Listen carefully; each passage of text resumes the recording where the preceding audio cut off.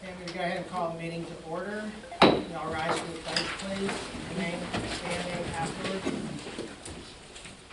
Pledge allegiance to the flag of the United States of America and to the republic for which it stands, one nation, under God, indivisible, with liberty and justice for all.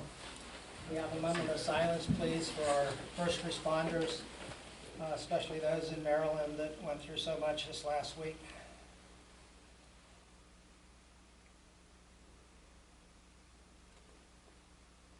Thank you.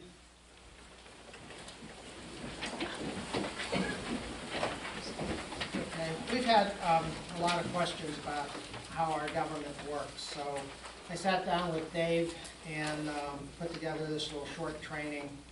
The purpose is to foster an understanding between council and citizens so we all understand how this borough is actually supposed to be working. That's good. Can you all hear me? Okay. All right, we have a council manager type government. The council manager government combines the political leadership of the elected officials, which are this council, and we're the governing body, with a strong managerial experience of an appointed manager, Mr. Andrew Schaefer. Manager prepares a budget for the council's consideration, recruits, hires, terminates, and supervises government staff, serves as the council's chief advisor, and carries out the policies. No one council member directs the manager. Only council as a whole votes on the policies for the borough. Elected council members don't have any authority as individuals, only as a governing body when we're in quorum. That's why we can't go to a rec meeting, or shouldn't go to a rec meeting, where there's more than 3 of us, because then all of a sudden we can deliberate, and really we could legally vote. So we tried not to do that. Council does not manage the borough. The manager manages the borough. Per the borough ordinance and as written in the Borough Council Handbook, council sets policy and passes ordinances. Council does little or no management. And that's a quote right out of the book. And when we do provide direction to the manager, it is through a quorum of council, not as an individual. So from the Borough Council Handbook, whenever a borough has a manager or administrator, there should be a definite separation of powers and responsibilities between the governing body and administrator. Policy and legislative powers remain the responsibility of council, while administrative functions are handled by the administrator. Bear in mind, an administrator is appointed by the entire council and operates under the direction and official actions of the entire council. And they actually say, try to avoid telling what to do personally. So I shouldn't walk into Andy and tell him what to do. This council should direct Andy what to do. There's also an article in a magazine called Legal Notes, and it says in the public eye, citizens normally look at council members as being kind of like the top officials in government, and they may view their council member as that employee's boss. But city councils often have appointing authority over the city's highest officials, such as the manager and attorney, but otherwise individual council members and the council body as a whole have very little to do with management. City council members are meant to act as a part of the council, not individually. A primary reason why council members have virtually no role with regard to individual city employees is that applicable law provides that council members will act as a body. That's our sunshine law. So we have to advertise when there's going to be a meeting, and we can't just all get together and decide what we're going to do. The law requires that with limited exceptions, the council conduct business only through duly convened meetings in full view of the public. It actually says that a council member may lose certain protections and immunities from liability if they act as an individual. So what's the correct way for us as council to interact with the manager? When a committee is formed and appointed, the committee or chair of the committee can and does ask the manager for support and information. Brunel comes to Andy and he asks for information, help getting banners for the sesquicentennial. That's perfectly okay. Mary Ann comes and says, I need tennis brochures, or I need you to get some tennis balls, or that's okay, because you're a part of a commission or a committee, so that's the way it should work. A council member cannot take it upon themselves to direct the manager to perform tasks.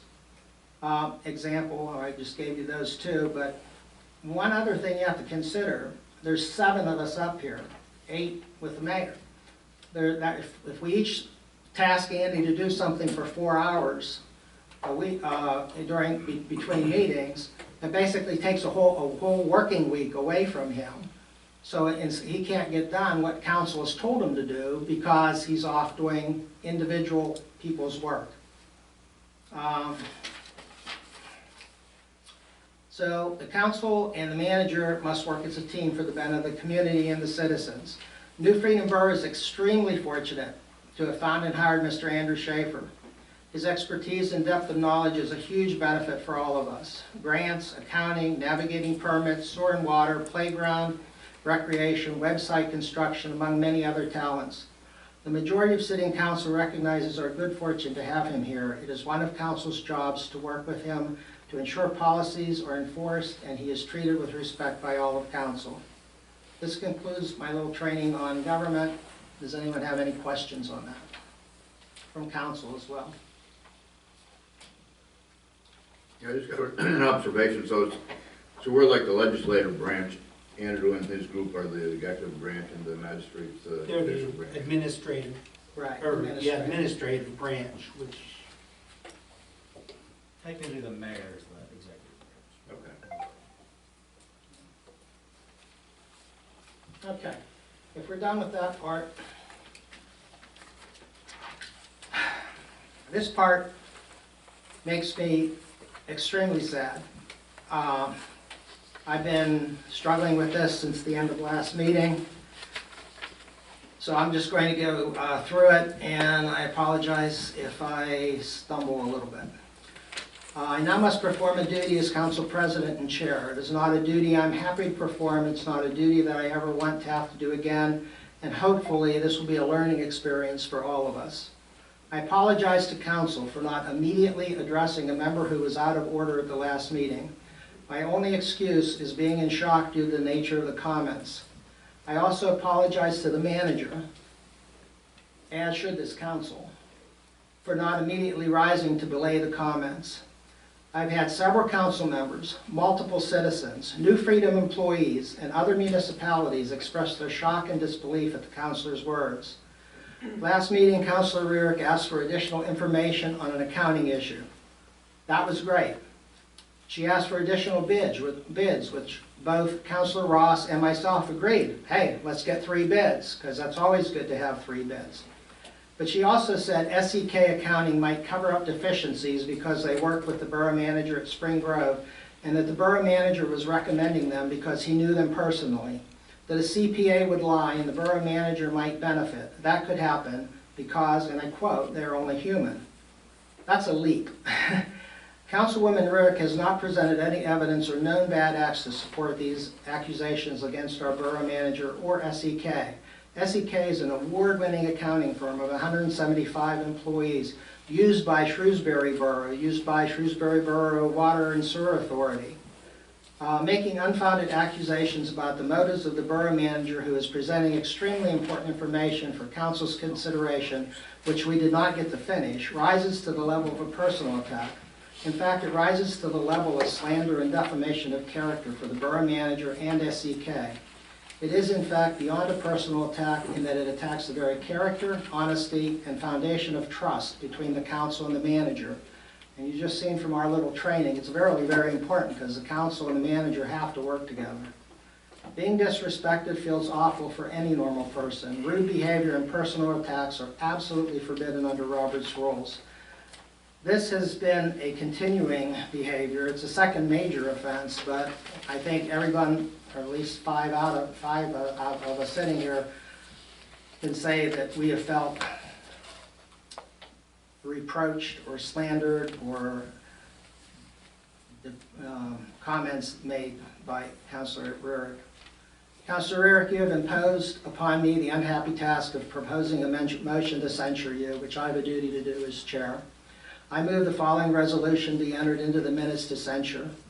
Whereas Counselor Rurick has repeatedly used innuendo and offhanded comments to deride and ridicule this council and the borough manager, and whereas the counselor has at the January 9th meeting specifically inferred and specifically stated and specifically accused the borough manager of colluding with SEK Accounting for some personal motive, and whereas she continues to paint the most derogatory picture of this council and the borough manager in public, in this case misconstruing the words professional relationship with personal relationship and calling the use of the manager's name as grocery store language, proving a personal relationship, and whereas such conduct is detrimental to the council in its conduct of business, now therefore be it recorded in the minutes that Councilor Rurick has been censured.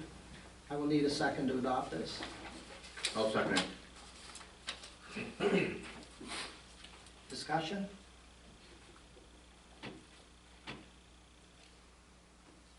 All in favor?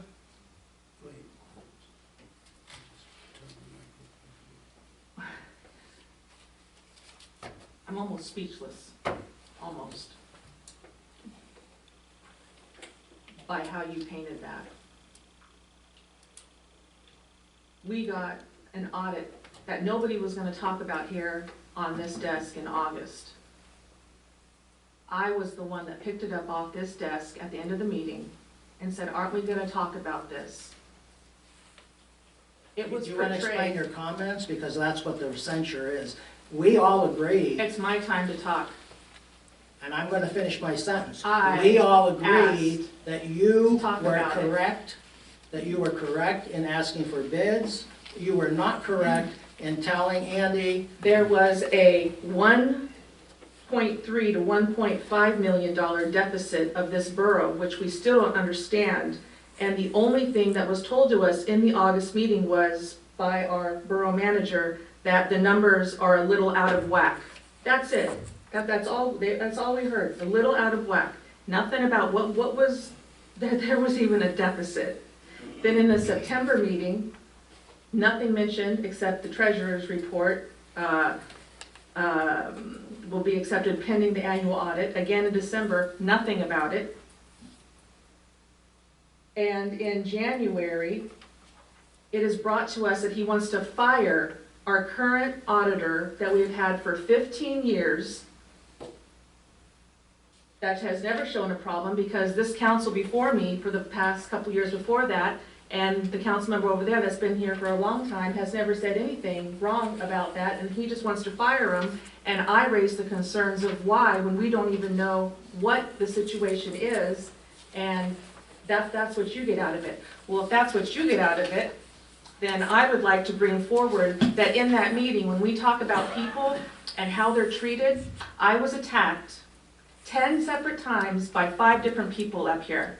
I was first attacked by our solicitor by mocking me about having my papers highlighted, and you can go to 1 hour and 56 minutes in of the January meeting to see that. Then Andy, our council president, mocks me at 2 hours and 9 minutes in about being a liaison. Our vice president agrees with him. Then you can go to 2 hours, 10 minutes in.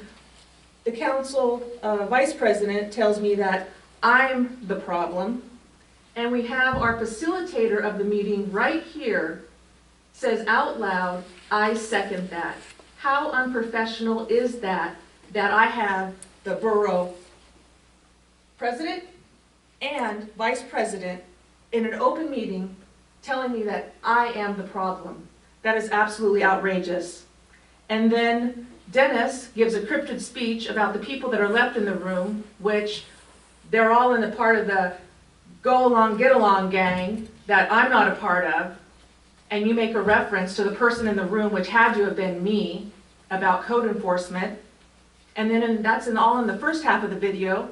And then in the second half of the video, at 1 hour and 20 minutes in, our borough manager about the community center tells me that if I want to go down there and start checking the doors of the community center, I can be part of the solution and not part of the problem. So I've had you, and you in the same meeting tell me I'm the problem, and not you one time say, that's out of line. You were supposed to be the facilitator of this meeting, keeping it on track, And how I'm treated by everybody up here since I've come on is absolutely outrageous. So you can go along and do what you want to do, but the people out there and the people that watch this, they know what's really going on. And there's an election coming this year, and you know what? Maybe this can all be taken care of then, because what you guys ran on have completely duped the people. And that's what I have to say. That's malarkey. It truly is. Malarkey? Yeah, Are it you really kidding is. me? What you ran on and what you do up here, why don't you think the people come anymore? Because they can't stand how you flip this around and are drinking from the Kool-Aid Corral from everybody else up here. Absolutely. You're part of the get-along gang, drinking at the Kool-Aid Corral, and that's what happens around here. And you want to paint it all nice to say, this is the best thing for New Freedom. Are you kidding me? Just because you say it means it is? And we've got it coming on, we have it coming along right here shortly with Tasteful Occasions. We're gonna get another sweet deal. And the people are gonna be reaching in their pockets more, and you guys are all gonna say yes, and you're gonna go along with it. Well, you know what? You guys can do that. I'm not a part of that. I was voted in to come here and do the business of the people, and I'm here. I don't allow personal relationships to come into my decisions. I'm here for the people. You guys do decisions on who you know and whatever else. That For is single so- people, that is so absolutely wrong, not. Erica. I am here for the 4,999 other people out here in my borough to come here and do the business of the people, and that's what I do. And I'm completely outraged at what you have proposed here this evening. So you all go ahead and vote. You go ahead and vote that in. Go ahead. Well, first of all, I think all of us have done an excellent job for the people of New Freedom. We have made things more transparent. We have switched over I'm not done yet. We have switched our accounting system over to QuickBooks. We have hired a borough manager who is going out and volunteering. It's Tanya 2.0. Say again? This is Tanya 2.0. You have worked around me by creating ordinances. You amended the Chapter 30 ordinance to go around me. You have given him unfettered control. And the negotiations that he has brought back to us, you should all run from. You should all run from. Absolutely. Let's go over the Tasteful Occasions lease. In 11 years, they've paid approximately $50,000. Do you know how much they should You're way off. You're way off track. $250,000. They've all reached $200,000 into their pocket, and now you're going to want to do it some more right here. We can talk about it. We can talk about a lot of stuff. That is what they came back with. That is not anything that we voted on. That's what they came back Half with. of the last lease isn't anything you voted on because he let them go write the lease, and then you all come in here and said that's great. That's not true. That's not Absolutely. true at all. You said it in the meeting. You said they wrote the lease. Absolutely. I said, go back and watch it. Absolutely, go back and watch it, people, because I thought I was being punked here. I thought I was being punked, and Tasteful Occasions wrote this lease, and you said actually they did. This is their proposal, this is what they want, and then you guys all went ahead and you voted on it. Well, That is absolutely not true. You know, Andy came up. on video. It is for 80, are you kidding me? 84 cents a square foot for a commercial kitchen? Are you kidding me? And that's a good deal for these people? And another thing, you have the community center being solvent because you put it in the budget for like $54,000. Well, what you're hiding is over here in the general budget, you pull out about 40 to 50,000 over there. So you're hiding things over there to make it look like it's solvent so that you can do sweet deals for the community center and What? rent. First of all, just First stop. What of are all, you talking about? What am I talking about? That community center is like $80,000, $90,000 a year to run. You only have about $45,000, and that's all you keep over in the community center fund to make it look like it's solvent. Well, if you put all the stuff I'm sorry, over there, I'm sorry, but you know, Mr. Schaefer has told us the community center is not solvent since he got here. Correct me if I'm wrong, fellow council members, but hasn't he suggested selling it because it's a money pit? Am I right or not? I agree. I mean, he's basically told us that the building, as many other municipalities have done, they've taken a school that is a money pit, that is old, it's not insulated, and we're stuck with it. So the 2022 community center expenses are approximately $89,518. Why did you only put in the budget approximately $50,000 this year to run that community center? Because the And general you're, fund supplements and it, it's just gonna as supplement we it. discussed in the budget. so meeting. why There's don't you no- put everything over there so when people can see how They can much see the it. It's community in the- center costs? it's in the Absolutely not. publicly You advertised hide it. budget. You hide You're it not gonna over in listen. the There's no general point fund. in talking. Absolutely not. You do realize that you $24,000 in voted for the HVAC. budget, right? Yeah. Do you understand that? Yeah, I did vote for the budget, and because things are being hid. So I'm the only. You voted for it remember, because things are being I'm hid. the solo one up here, only doing the hard homework. Everybody else is quiet, and they look at your cue to see what you're gonna do, and then that's how they vote. Well, I don't vote that way. I do my own homework, and it's taken me time, yeah, to dig into things. Well, I did dig into $24,000 was taken out of our general fund last year just for HVAC, just for that community center. That should be under the community center fund. We should know that that community center demands $90,000 to $100,000 a year. We should know that, so Tasteful Occasions doesn't get deals like this.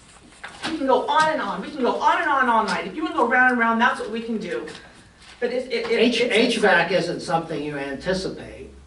That was something we pulled out of the So- general fund because So the system let's broke. pay thousands of dollars to have the same person come back out and refix it. Would you keep taking your car to the mechanic that says, I don't know what's wrong, but we're gonna save $8,000 and do it this time, and if it doesn't work, we'll bring it back to us again, and you just keep bringing it back to them? How smart is that? You're painting the picture of a simplistic system, and that system in that building is by no means simplistic. No. You're not gonna shove it off that way. It's absolute incompetence how this is run, and raising the people's taxes due to the incompetence on how this is all run is not the I call the answer. question. You're out of line. You are out of line. You know what? I'll call the question Think right what- now. think what I- You are out of line. Stay at the Kool-Aid Corral, I'm I going- don't care. I don't care. I am going to make sure that we understand that what we are voting on is not censuring anything that the councilwoman has done, such as asking for 3 bids or being diligent in her duties. I still give The you only information. thing that we are censuring the councilwoman on is her defamatory, her slanderous statements about the borough manager. That is That the we should only be aware. issue here. It is not anything about whether or not she is competent in other things that she does, because I Yeah, it's not consider that about- she is very competent. He said he had a personal relationship. and I he have a was motion on the floor to professional. call the question. Professional relationship. You're the one that said personal relationship twice after you were corrected the first time. He said they had a Erica. personal relationship. I have a motion to call the question. Do I have a second? Second. I have a motion and a second. All in favor of calling the question, please say aye. Aye. Opposed? I'm opposed. Noted. Okay, I'm calling the question for censuring Councilwoman Erica What is it Rarick. supposed to do? And this is, again, to be very clear, only on the comments that she made about the borough manager and about SEK, the slanderous comments that were made, which we all heard, which I could read again into the minutes if you like, but I think you could go back to the tape at minute 26 and see the whole thing again. What about your slanderous to me? What are we gonna do about that? If you would like, What are you you gonna could do? make a motion to censure me at the next meeting. All in favor? I'll Aye. let they all vote for that. Opposed? My vote is aye. Opposed. Okay. Kathy? I vote is no, if you don't get that in there. I heard you.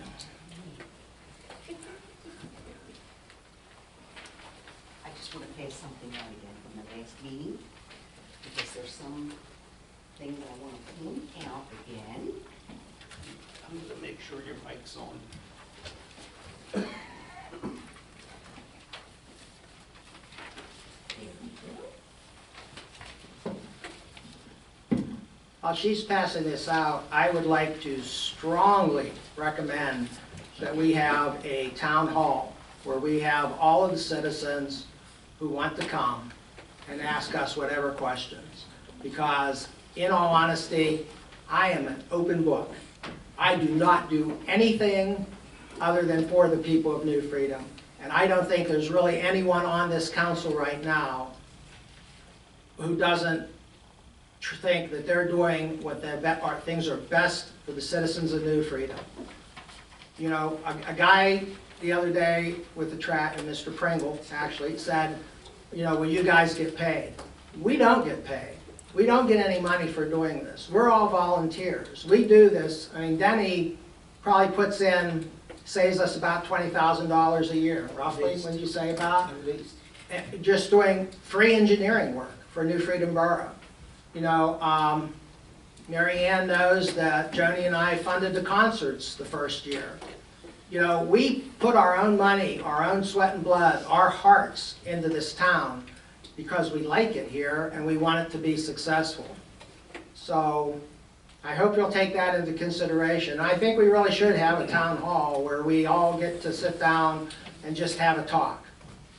So, sorry. That's okay. Don't take anything out of you.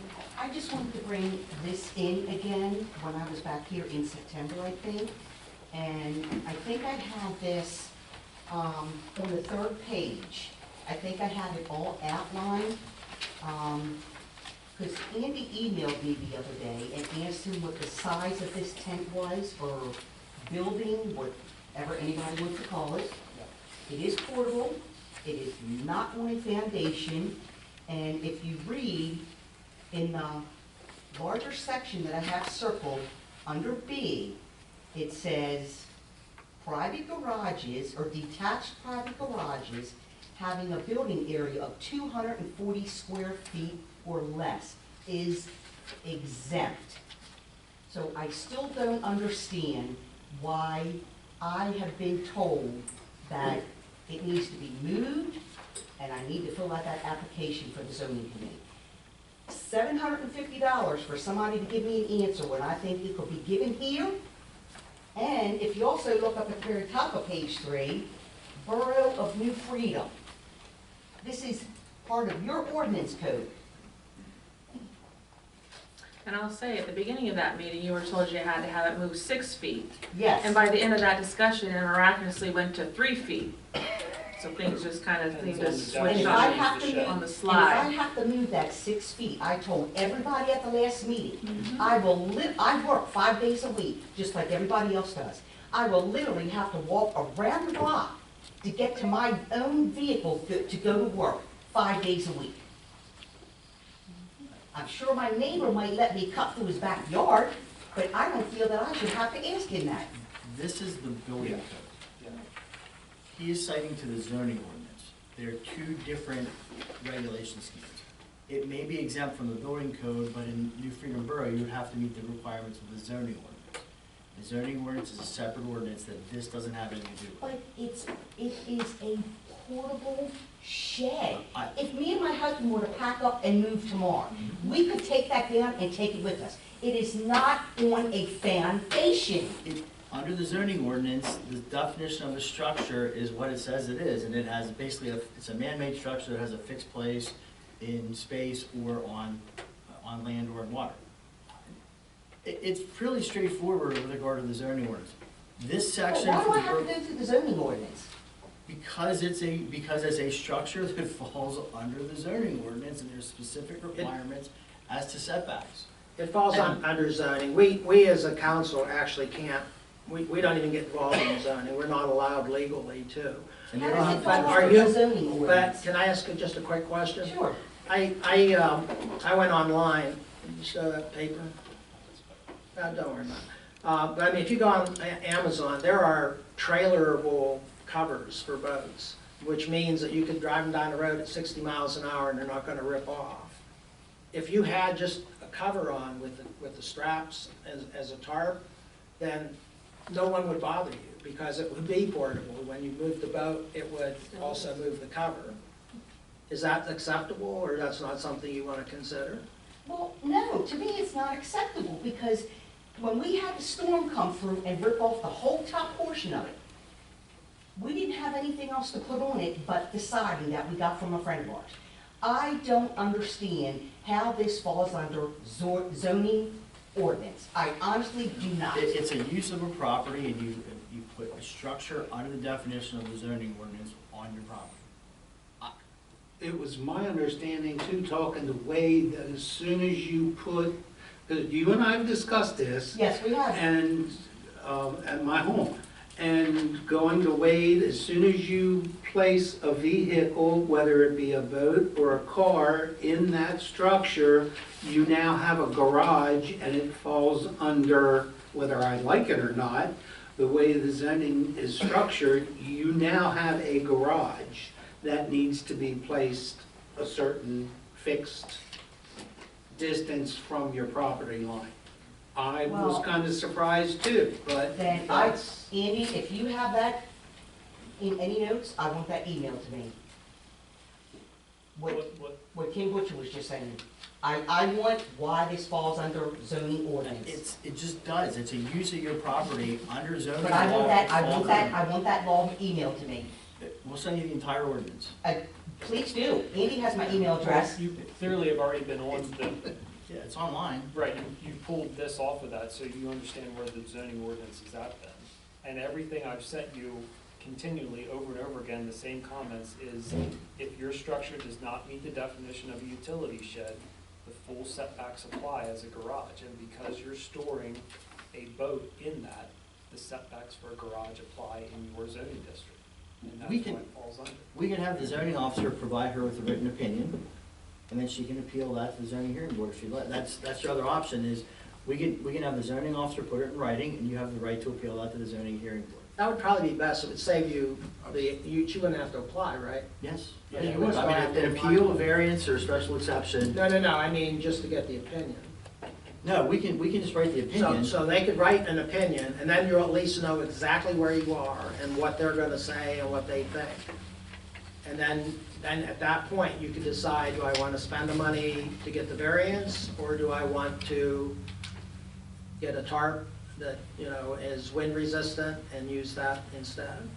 haven't you already gotten an opinion from Wade though? The only opinion I got from Wade and Andy was when they came out to my house last, Not in writing. no, not in writing, last February, was that I had to move it 6 feet from my property line.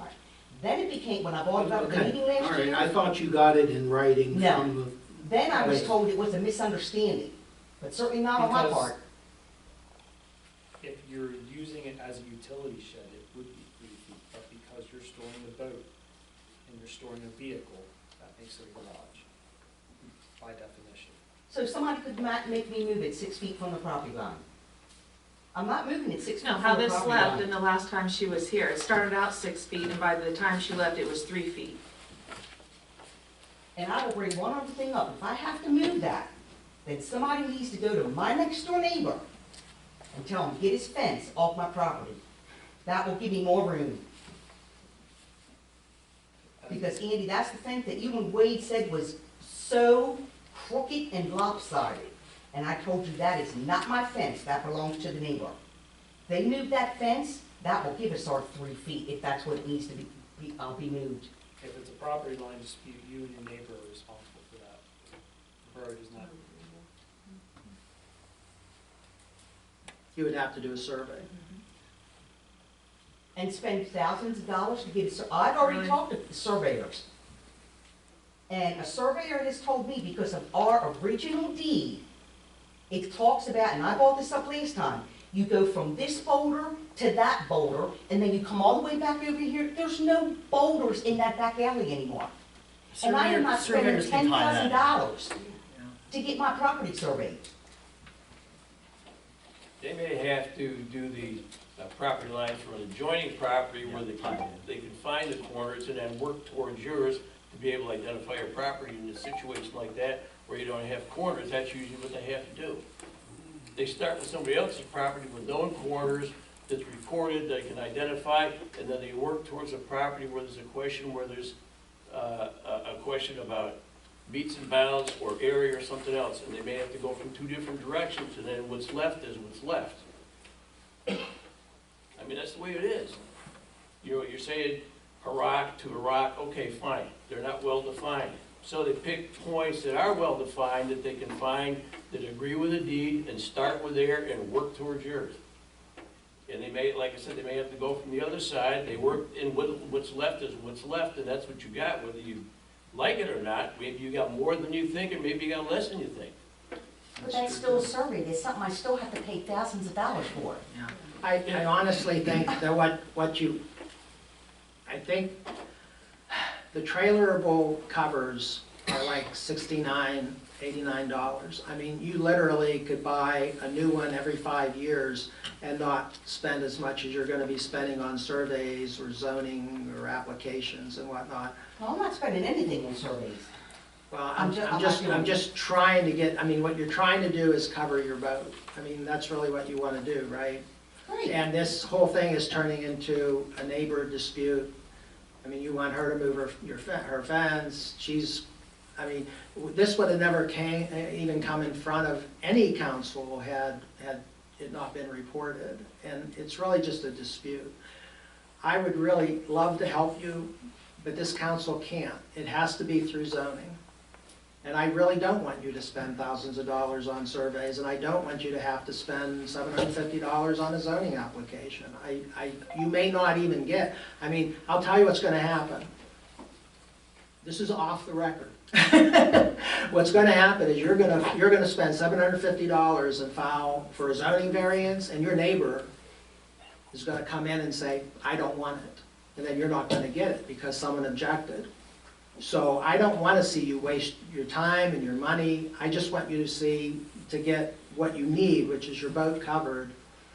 And I really. Is that why they ask for that application, neighbors within 200 feet? Oh, yeah, that's how it works. I mean, everybody has to get notice that you're applying for a variance. And and I'm sure if they don't like you for whatever reason, they're probably going to come forward and say, yeah, we don't want to obey that. Okay, we can be back on record. Perhaps we can, if you want to leave your shed or your, whatever we want to call it, where it's at, you have two options. One, the borough can give you an opinion and tell you what they believe it is. You have the right to appeal that to the zoning hearing board, okay? If you don't agree with it. The second option is you don't move it, we don't give you an opinion, and the next thing you get is a violation notice, and then you're going to have to go to the zoning hearing board anyway. So you're going to end up at the zoning hearing board. This borough council cannot say, you know what, it's okay, don't worry about the zoning board. They don't have that authority from under law.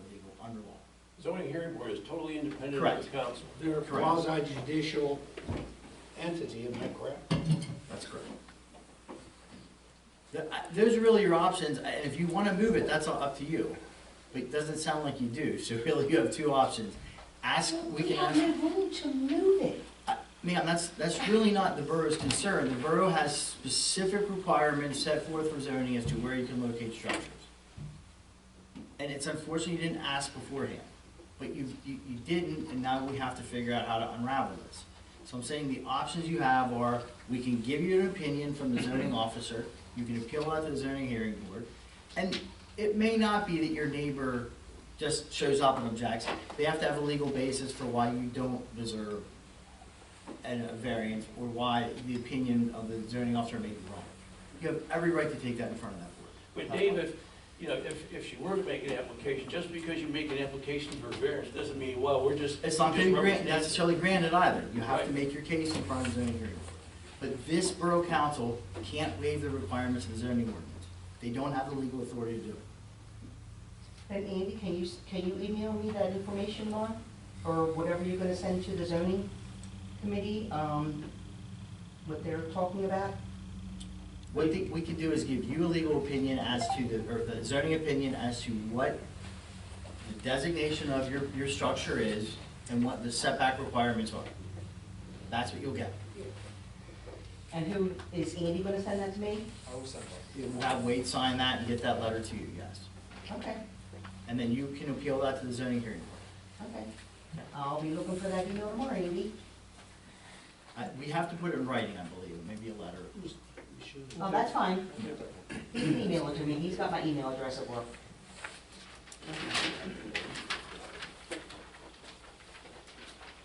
Does anyone else have any public comments? Go ahead. Hey, Kelly and I, we have like 5 minutes on this stuff before anyone.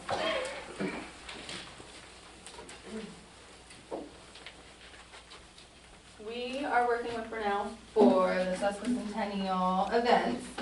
And we're here today because we kind of had an agenda in place, but we would like to have a parade on May 20th at 4 p.m. And we would like it to be South Schaefer, like the 4th of July parade, turn on Front Street. And then we are hoping to have like a celebration stuff at March Goodfellow after. So we need approval for the route. I have some sponsors. Since Friday, we were able to get $1,000 so far in sponsor money for Andrew.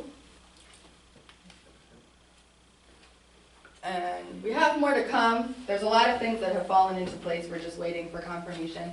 We may need, if the parade is approved, like a liability waiver. Does rec use something like that maybe?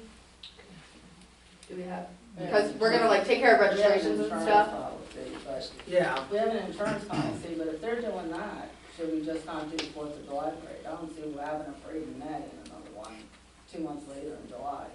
so you just tie the whole thing together? I'm guessing, I didn't know anything about this, so I don't know, we've had a 4th of July Yeah, parade in yeah. this town for Yeah. as long as I can Yeah. remember, and I'm 70 years I old. think we probably should continue. Yeah, I think we were kind of just adding to the sesquicentennial events of what we already have in town. We already looked at the town calendar, I talked to Brenda just to make sure, and, you know, there's New Freedom Fest, all that, we're not interfering with any of that, with other things we're planning. Because the town gets used to the 4th of July, now the Christmas parade, so we want to keep that going and just make this for this year. I would entertain a motion to approve a 20 May parade route starting at 4 p.m. at the South Schaefer and continuing down Front Street to March Goodfellow Park where there's going to be a celebration. should I withdraw the 4th of July parade? Because I think that, I just Sorry? think it's ridiculous to have a parade in May and then another one 2 months later. Well, it's the date of our incorporation. Okay. Yeah, you're celebrating two different events, I know, really. I I know it's kind of a pain, it's a shame we can't do that at the same time, you know, coincide the two. That's what I thought we were doing. I did thought we too, were kicking originally. off the sesquicentennial with the 4th of July parade. I But think it maybe, seems like too many people are doing too many things and they're not communicating, so. I think maybe we were just trying to set this apart since it is so special. You know, those are things that happen every year. After this year, this won't obviously happen again. Right. We were trying to make it a special thing just for that. And Like the Lions Club has the carnival, so like, there wasn't Right. time then to do, plus I, Yeah, and the parade's Neil thought we important should to keep them it to in bring May. people Right, into and we don't want to town. interfere, right, with the importance of their parade, vice versa. This is important to the town, there's a lot of people already on board I mean, volunteering. at the celebration in the park, I think Kristen Phillips Hill is going to present Yes. you as the mayor with the plaque commemorating our Yeah. incorporation. And then, you know, that was, I mean, it, Yeah, we That's- supposed to. Yeah, now I was gonna do a So that's- speech. right. We have a lot of additional stuff, we were just Right. waiting to get it approved before we like put it in. Yeah. ink. Lots of I've people in never town. known you to turn down the opportunity. Just to make the speech, you know. We've been interviewing lots of people in the town My the wife last put it week, great. and people have volunteered, you know, they have memorabilia, people have been here in the town for many, many years, they're very excited. We don't anticipate this parade to be as big as the 4th of Right. July. It's mostly literally like New Freedom businesses, New Freedom Yeah. residents that have expressed interest. I mean, we're not gonna turn anyone away, but like, we're also not advertising it like we would the 4th Yeah. of July, so to speak. Still waiting for a motion if I'll you make want. that motion. I'll say, yeah. Have a motion and a second. Is there any further discussion? All in favor? Aye. Do they Opposed? have to notify police department so they're. Yeah, we'll Yeah. get We're fired. gonna do that. My Yeah, vote is fire's also on aye. board, we just have to talk. So you have your parade day, you have Yeah. your road, you have your Thank you very time. much. And anything Probably else should we make can- sure of if anything's going on in March Goodfellow Park. Got it. And you might also want to check with NCR to make sure there's not like a huge event, train thing or something going on. Great, thank you all. Thank you. Oh, I do have one more thing. On behalf of the VFW, can we ask for permission to have our Memorial Day ceremony at the Coop? Oh, sure, yeah. That's what it is every year, right? Mm-hmm. We want that. Why did the snack shack? Oh, yes, they were hoping to get usage of the snack shack. We were gonna donate hot dogs and get donations and stuff. I would entertain a motion to have a Memorial Day, is it what, 10 o'clock, is it? Yeah, it's early. Yeah. It's somewhere between 10 and 11. Okay. Well, the morning of Memorial Day at Veterans Park, and I would include in that motion that they have the use of the snack shack for the event. How long does that last? What's the duration? An hour at best. Oh, okay. Yeah. It's It's like a it might be an 30-minute hour and a half. ceremony until people come and leave, yeah.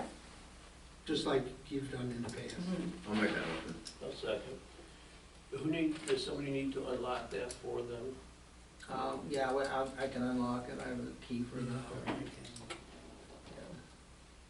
Okay. All in favor? Aye. Opposed? My vote is aye.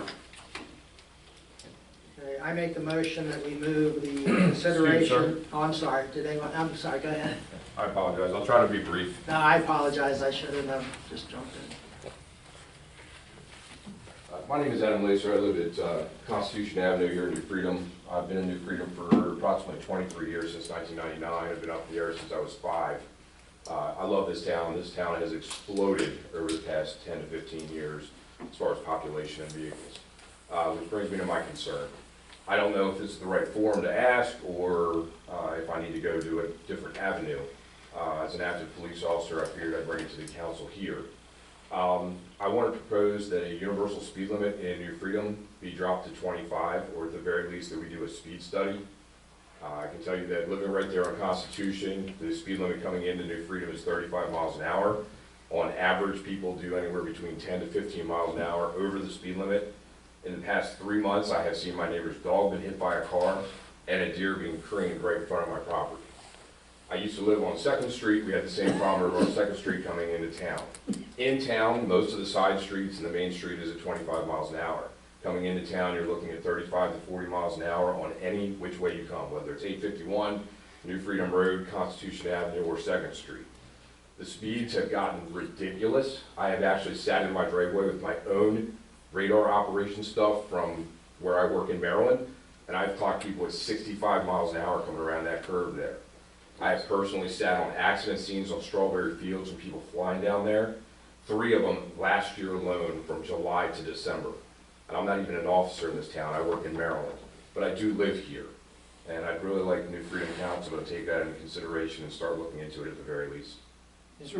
Probably have to do a speed study, right? Certain roads are state. Well, that's a highway. state road. State roads, we would have to request a traffic study be done by the state, and if it doesn't come back at 25, they will not approve it at 25. Even when it comes into the New Freedom Borough It's itself, it's still a state- considered it's state. still state road road. at that We can- point. we can So control it's the like borough 27 streets. going into Westminster. Yep, yeah, we can Okay. control the borough streets. All right. We can do traffic studies there, but if, like you said, 851. Or if we could even just increase, enforcement. 13 citations in 4 weeks in New Freedom. Shrewsbury, Glen Rock, Stewartstown, tripled the citations that New Freedom saw over the past 4 weeks. And again, I know it's a pain in the ass, I'm an officer myself, okay? It is. But like I said, my neighbor's dog was killed, we've seen a deer there, and the community has just grown so much. You've got people that are walking down the street, we have almost next to no shoulder over where I live, and somebody's gonna get hit. Being on the police commission and the mayor, could I make a statement? Sure. I would be happy to take your comments and your consideration to the chief and to the police commission. I do know that I am seeing them patrol more out in North Constitution. I'm seeing them parked up where the new VFW is gonna be. Our main problem is also, part of that road is in Shrewsbury Township. Once you get out to Strawberry Fields, you're no longer in New Freedom. And as the solicitor said, that this is something that we have to address with the state. I know just on Constitution, we went through 3 years and a whole bunch of signatures to get the speed limit changed out here on Constitution. Well, just to get signs put up. And, but I will certainly be happy to take that to Chief. You probably know Chief too. I do, yes. But I will address it with him personally, and I will bring it up at the next commission meeting and see if we can't get some additional enforcement. One of the big problems, and I just filled out a survey for Kristen Phillips Hill requesting that our police departments locally be able to use radar. I would encourage anyone here or anyone listening to please contact your local senator, congressman. Try to get this passed. It just keeps falling by the wayside. It's every year it's brought up, and every year it dies in committee, and I don't understand why. We could eliminate a lot of this problem, like you said, before somebody ends up being killed on these roads. Well, and Gunpowder Falls just opened a brewery right next to my house, which again, I have no problem, that's bringing business into the community, but it's also bringing in the wrong kind of traffic. The smoke shop on the curb, I mean, we've got those cars that are tearing down Constitution, leaving there, I've watched them do it. And, you know, I have an unmarked car in my driveway, for anybody that knows me, I'm on the hostage team in Carroll County, and I've seen it. I've wanted to pull them over, and I can't. Can you bring a marked car home with you? Maybe Not with that what I would do, help no, sir. us in the driveway. Out there, I'll slow them down. But they are, you know, officers like, you know, Hefner and anybody, they're more than welcome to sit in my driveway. I work midnight shift primarily, and if they want to sit in my driveway and monitor that curve and the speeds that's coming out of there, by all means. You know. We have the new speed signs. That was gonna be my next suggestion. Have we put them out there yet? Yeah, we have radar speed signs on Logan Drive right now facing both directions. The goal was they're semi-temporary, permanent, so we would move those onto Constitution Avenue because that was the next complaint. It's not a permanent fix, it's Right. more of a temporary awareness to the drivers, but that But would it be does next. let the driver know and It does. give them a flash. It's- That's the It's one. a temporary that- thing, we use the same thing in the city that I work in, so I do understand it, but it's something. Yeah. I'd just like to see, like I said, something change there if we can, or something at least looked into. Yeah. I have to sympathize with you because I live on Franklin Street. Mhm. So when I come out the street, right, not too far from where you are, Yes, sir. the cars come around those turns, and when you're going to pull out, It's almost impossible. you gotta It watch takes some yourself. time. Because I almost got nailed there a couple of times Yes, because, sir. and they don't back off at all. No, sir, they do not. So, I mean, I can back you up on that one because they just fly through there, and they almost got us a couple times. Well, as Andrew said, we'll work on having those, maybe we could put 2 of them up, one each direction. Yeah. And I will certainly address it with Chief and with Police Commission to see what we can do if we can't get some additional assistance on that road, because I agree with you, we need it. if there's anything I can do to assist, please let me know. And I greatly appreciate your time. I told you, get a marked car and bring it home. I'll see what I can do, sir, but I don't think that's gonna happen. Thank you, Adam. Yes, sir. Adam, Sir. thank you for your service. Yes, sir. Any other public comment? Okay. Kurt Holloway's here, he wants to talk about, or he wants us to be here whenever we consider approval of the memorandum of understanding with Rose Fire Company. It's under new business item D. He's also going on vacation tomorrow, so I was hoping to get him out of here. I would make a motion to move up the considering of the approval of the memorandum of understanding to now, if we could. So moved. All in favor? Aye. And my vote is aye. Okay. This is the memorandum of understanding with Rose Fire Company to help them purchase a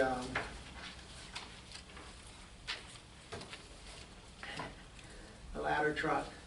I'm sorry, I'm chuckling because this is probably the big chunk of our tax increase for this year, but this is something, as Mayor and I both went to the dinner with Kurt and the Rose Fire Company, one of the things that we tried to tell them is they are literally saving the taxpayers hundreds of thousands of dollars by being a volunteer fire company. If not millions. If not millions, yeah. So us giving them $45,000 a year to help them have equipment, which, as I said at that meeting, my grandson is probably gonna ride on, because he's been going to fire camp last year, he's already signed up for this year. So I have a vested interest, I must admit, but they should have the best equipment that we can give them. So that's what this is all about. So I would entertain a motion to approve the memorandum of understanding which obligates New Freedom Borough for 20 years or the satisfaction of the note on the ladder truck. So moved. Second. Have a motion and a second. Is there any other discussion? All in favor? Aye. Opposed? My vote is aye. I reserve comment. I would like to thank Kirk personally for his assistance. I think you're, what, fire chief? President. Fire president. He was gonna kind of turn in his helmet, I think, and we had to keep his wife in the dark for a couple of days until he could let her know. Is that why you're taking her on vacation, to thank her for letting you do this? But I appreciate your service to this community and to our fire company, and we certainly couldn't do it without you and your dad and the other members. I go to all, as liaison, I go to all the fire company meetings now, and I'm also a member. But I would like to thank you. I've learned an awful lot from all of you, and I appreciate everything that you and the force does, so thank you. I'd like to thank the council for that generous donation every year towards that piece of equipment. It's going to be very useful in our community, especially with the new buildings and everything coming up. So it's going to be a little while. They're about 3 years to build, but You did get the new truck though, right? That's in the station? not yet, no. Oh, okay, No. those were just pictures that weren't, they Yeah. weren't at the Yeah, station? no. Once we sign for a new ladder truck, it'll be 2 to 3 year build time. So this one that we currently have will be at that time 25 to 26 years old. And that's another interesting point too. I mean, while we're helping to fund the new ladder truck, they've purchased a new fire truck on their own through their own fundraising and whatnot to come up with the funds for that. So they're by no means, you people cannot believe the amount of effort that goes into keeping a volunteer fire company going. So very proud of them. I know I was shocked, I think you were too. We've had several meetings, and people think, oh, we have a fire tax and that takes care of everything. You know what? We found out we're lucky if that just keeps the lights on up there. It basically covers overhead lights, utilities, those types of things, and it's not an exorbitant amount, and it certainly isn't something I think anyone in town would deny them. So as I would like to thank the community for their dedication to our local fire company. Thank you, sir. Approval of minutes, back up to the top. Make a motion that we approve the minutes for January 9th, 2023. Second. Motion is second, discussion, changes, corrections. Mine has mine is highlighted. I don't understand that. That's the note for additional clarification requested. Based on the motion that was made, there was no follow-up to that, so just kind of looking for guidance from council on the intent of that motion. Very good. I just wanted to make sure I didn't miss anything. Ryan never stated the minutes were as presented, he just said the minutes, and Andy stated the intention when he said okay with changes noted. Everybody was in favor. That is correct, that is what was said, but in order for that motion to be amended, the changes to be made, that motion needs to be, the original motion needs to be amended. Oh, did we never vote on it? Is that what you're saying? We Did, didn't but amend Or it. the you're changes saying that noted, the Andy motion did that. needed to be amended? I see. Okay, But saying the changes as noted. gotcha. So, December 12th, we have a motion on the table to amend the motion to accept the minutes with changes as noted at that time. All in favor? Aye. Aye. My vote is aye. Also, it was reported that Tasteful Occasions has not signed their lease and they have been given a 30-day extension. That was excluded from the minutes. Under the recreation report, the vandalism at the community center, the doors being unlocked, the vandalism was to the pickleball nets, that was omitted. And under EMS and fire funding, it says nothing to report. Kim did report that the EMS and fire donation needed to be separated. It was $13,500 for the fire donation and $10,000 to the EMS training. And that going forward, it had to be separated, not in one lump sum like it was that time. And under the Sesquicentennial, Burnell, it says nothing additional to report. Burnell reported that the Heritage is working on a 50-year book, which is important for our community. So I would add those changes.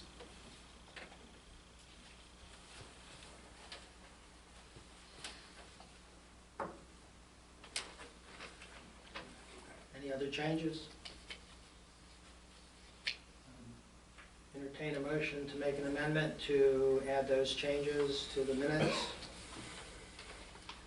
So moved. I'll second it. Okay. All in favor? Aye. Aye. My vote is aye. Along with the minutes, for our agendas that are posted online, we only have November, December, and then January. All of the rest of 22 for our borough meeting minutes agendas aren't there. Our borough minutes for December of 22 are not posted online. It ends with November of 22. And the drafts, like the drafts from the one that say drafts across it, aren't being posted before we come to our meeting. Those have to do with borough, and then for the planning and zoning, for the agendas are posted, the agenda for June and August for each of them, but the agenda that we just had in January is not posted under there, as well as Wade takes the minutes of the planning commission meeting, those aren't posted on there under planning commission. And the zoning hearing board, we have a stenographer from York, those are not posted either. Not posting the whole transcript of the hearing on the website. I don't know what it is, why wouldn't you post the transcript? It's what the minutes of the You have transcript. to pay to get one if no one appeals it, you don't need it. After 30 days, you can't appeal it. So if you want to spend the money on getting a transcript. Can't appeal our minutes after we vote them in either, but Well, you don't, their minutes. you don't pay to have it transcribed by a stenographer, that's the difference. The borough, and then the rec commission is just blank. When you open that up, there's no minutes posted, so the minutes that are added here should be posted on there, so I would encourage that those get updated.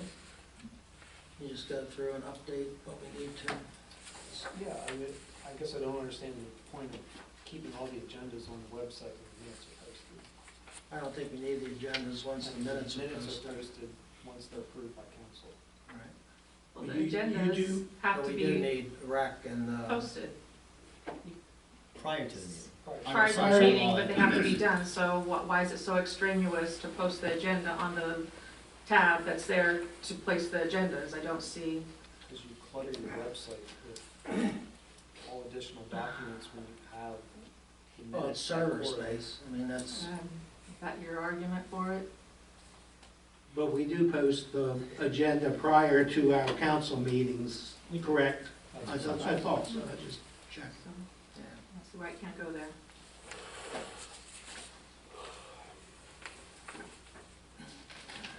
treasurer's report. I was talking to Dave, and there is a procedure. Keep in mind, the treasurer's report is just a listing of checks that have already been submitted. So what other areas do, or other boroughs do, is they have the questions submitted to the borough manager, and then the borough manager can say, you know, for example, Andy asked such and such, the answer to that question is this. Erica asked such and such, the answer to that question is this. It just makes it flow a little quicker so that we're not all sitting here leafing and wondering where we're talking about. So he could give the citings and who asked the questions and the answer to the question on each thing. I would make a motion that we adopt that procedure to expedite the meeting in the future. Second. Motion and a second. Is there any discussion? They're all gonna be gone over The questions, yes. in the meeting, Yes. whatever. Oh, yeah, absolutely. I just think there's more information that usually comes along with it, and to not have the transparency of the full conversation. Well, actually, that is being suggested. It's being suggested still gonna that you have- submit the question in writing so that the. No, there's additional in person. When you ask the question, usually there's something else that gets added to it that pertains to it, that'll be lost by just asking the question. Usually that's because he doesn't have time to prepare the answer. So if you give him a chance to prepare the answer, he can get you the accurate, full information. That's the whole idea, and make it transparent. Yes, read the question, read the answer at the Borough Council meeting. So nothing's being lost, but you're getting an accurate answer, and you're getting the meeting I'm moving talking along. parallel. He usually has the answer. I'm talking parallel information comes along with it, and that's You what's can being still lost in ask a transmission. follow-up question. It's not to, Well, I could have been halfway through my questions by now, but we're still doing this, so. 5-minute recess.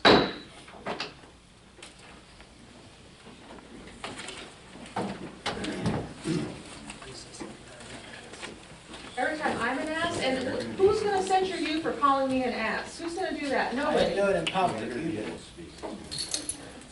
You did it in public, in an open meeting. Nobody heard me but you. How until you professional, brought it how up. professional is that of a facilitator of the Borough Council? Do you understand what you do when you sit there, you know, and with your, if that's Do what you you want to understand what do? you, that's your go around for me, that's your little go around. You're gonna put this resolution in to go around me and what I'm trying to do here to do my job. Well, you just keep putting all those in, I'm just gonna keep doing my job. That's it. I didn't say That's, that. yeah, that's it. That's, yeah, I've had You're the my most ridiculous person I've ever had to deal with. Exactly, so I don't want to push that back either. I mean, this is clearly a unique board. Get him away.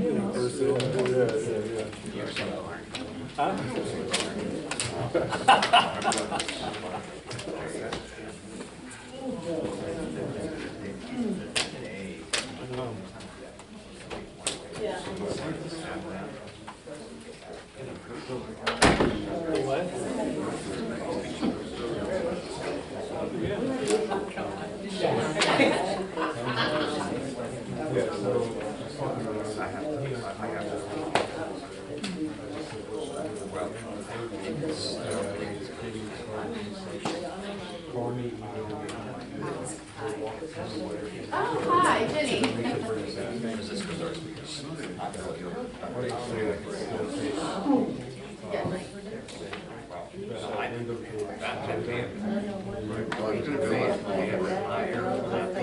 I don't know if this is a good night for that. Will not feel nice. I believe it's all. It's exciting, but I did,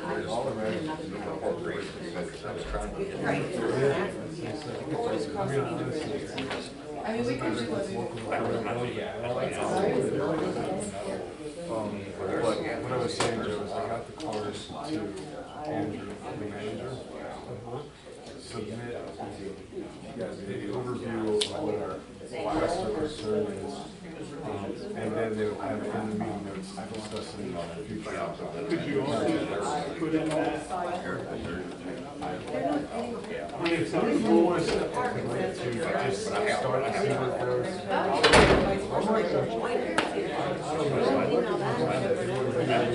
Probably.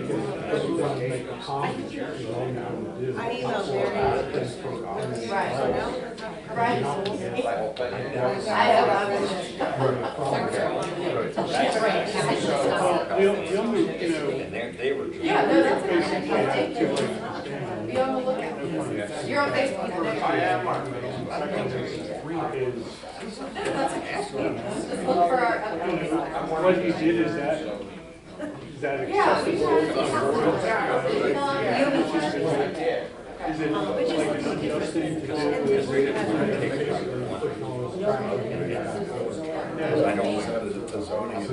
Or a flyer.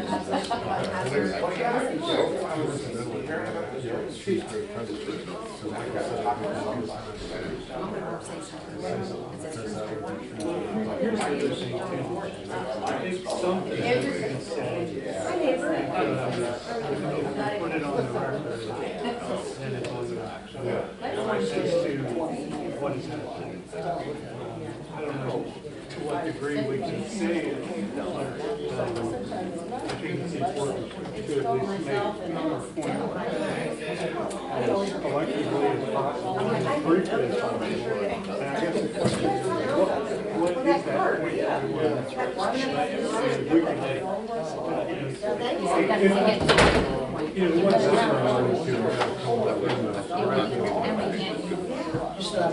Camera. Okay, we're gonna go and get back together. And I read online, what's called Pennsylvania Code Chapter 102, Erosion and Sediment Control Act. It's the implementation and maintenance of erosion to minimize the potential for accelerated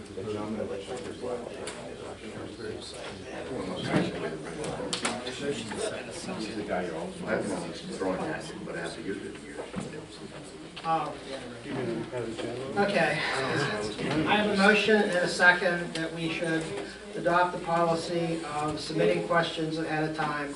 In no way, shape, or form is this to not allow follow-up questions or for questions to continue to be asked. The idea is to get the basic questions and to give credit for the person who asked the question.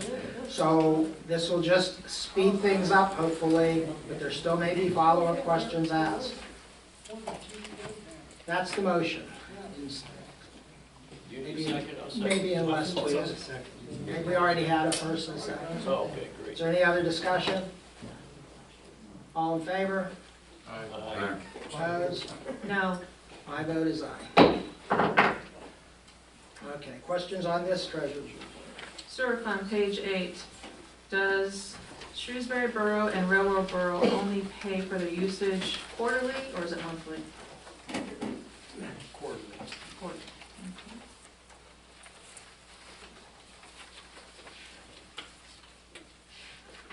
Page 13, I have a question.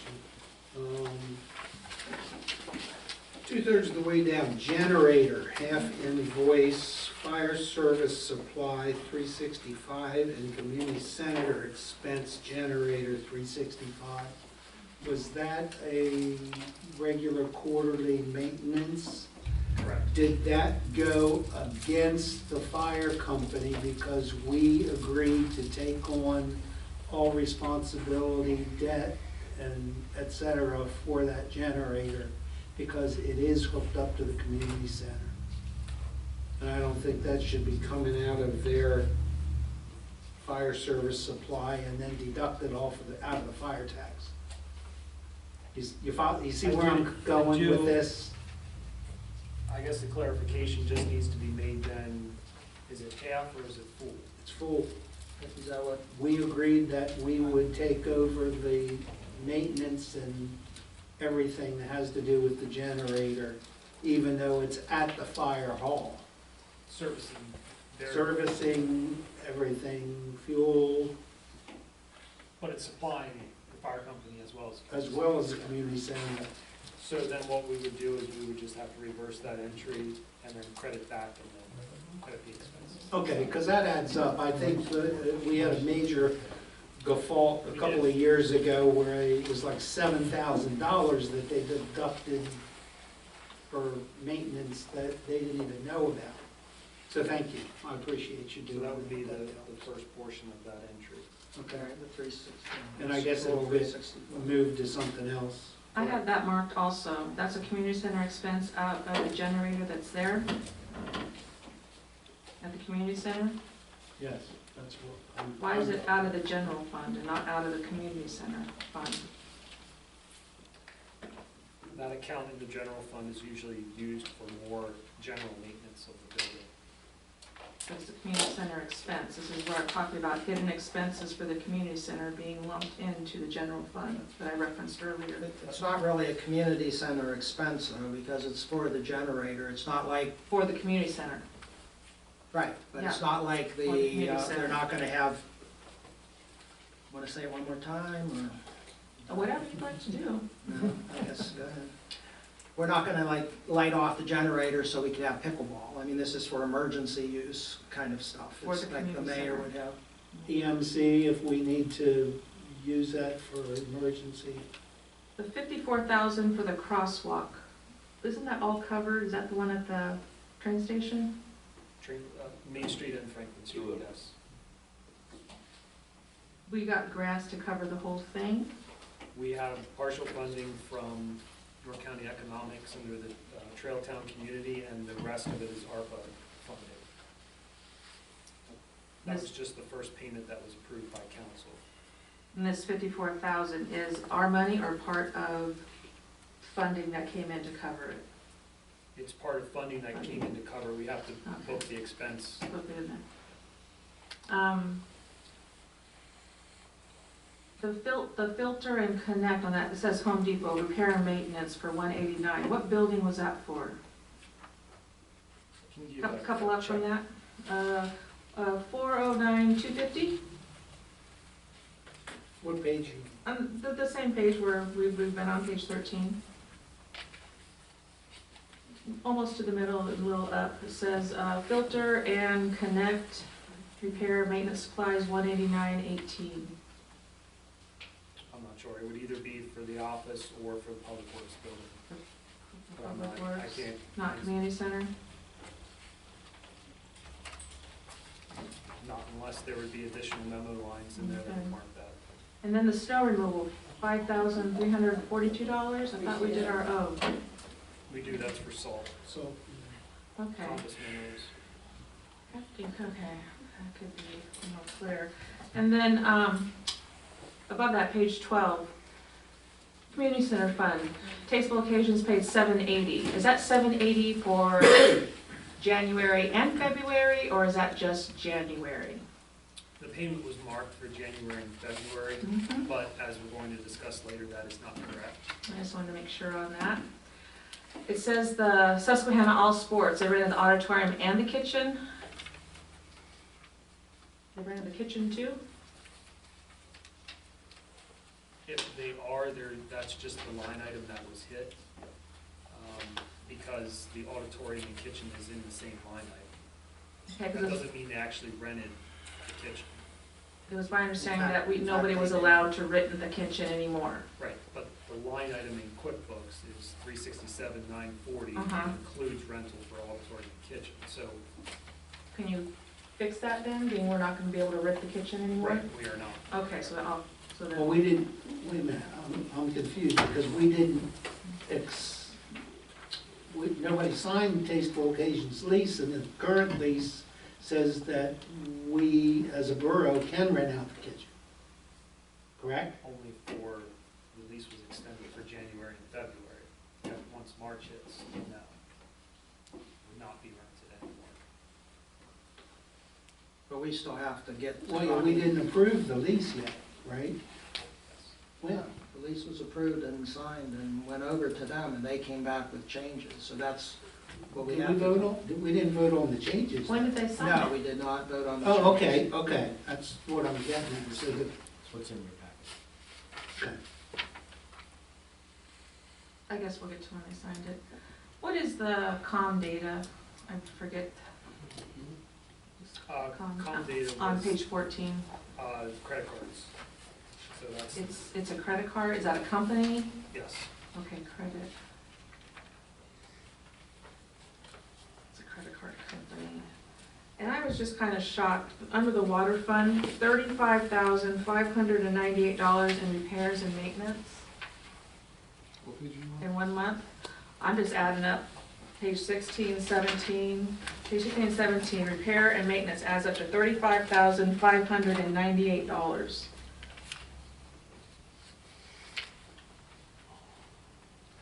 That's a lot of repair and maintenance. Is that an explanation? One of the pumps have to be replaced or something? That was the caustic pumps, that's the chlorine analyzers, and we had to do repair over well one, a pipe repair. So, Was that a pipe burst, did you say? no, pipe repair, Pipe repair? yes.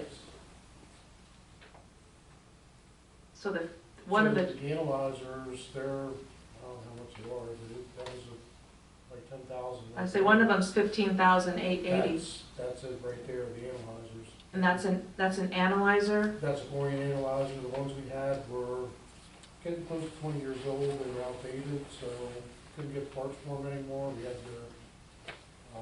upgrade to that. So we didn't have too much of a choice in that. Mhm. And it seems, going to page 19 in the sewer fund, they had 11,337 in repairs.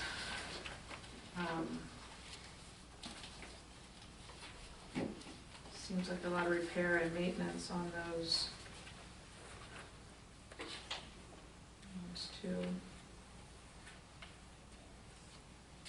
And then on to page 23 for the community center fund expenses.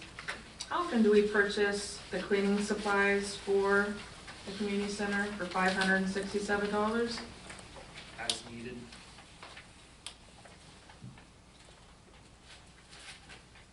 Just with, I mean, were you involved the last 2 months, the last 6 months, it just any, I mean, no? Just as needed, okay, I'll try and keep an eye out for that. And we're gonna be going over the expenses of the cleaning tonight, right?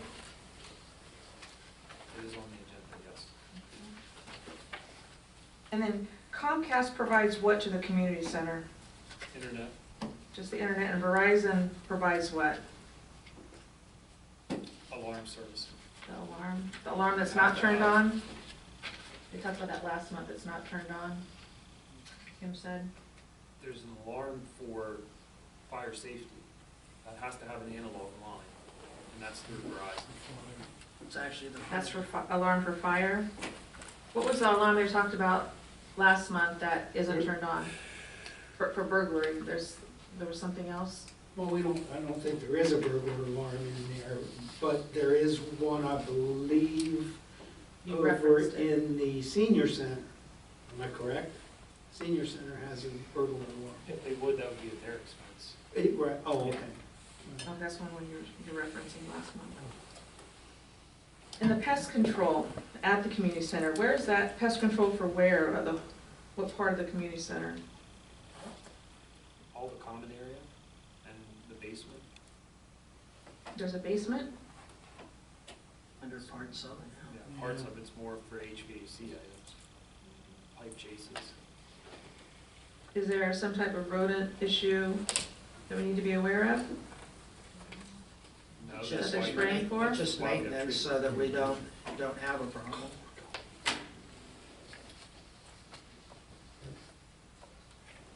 And how often does this pest control come into spray? I believe it's quarterly. Quarterly?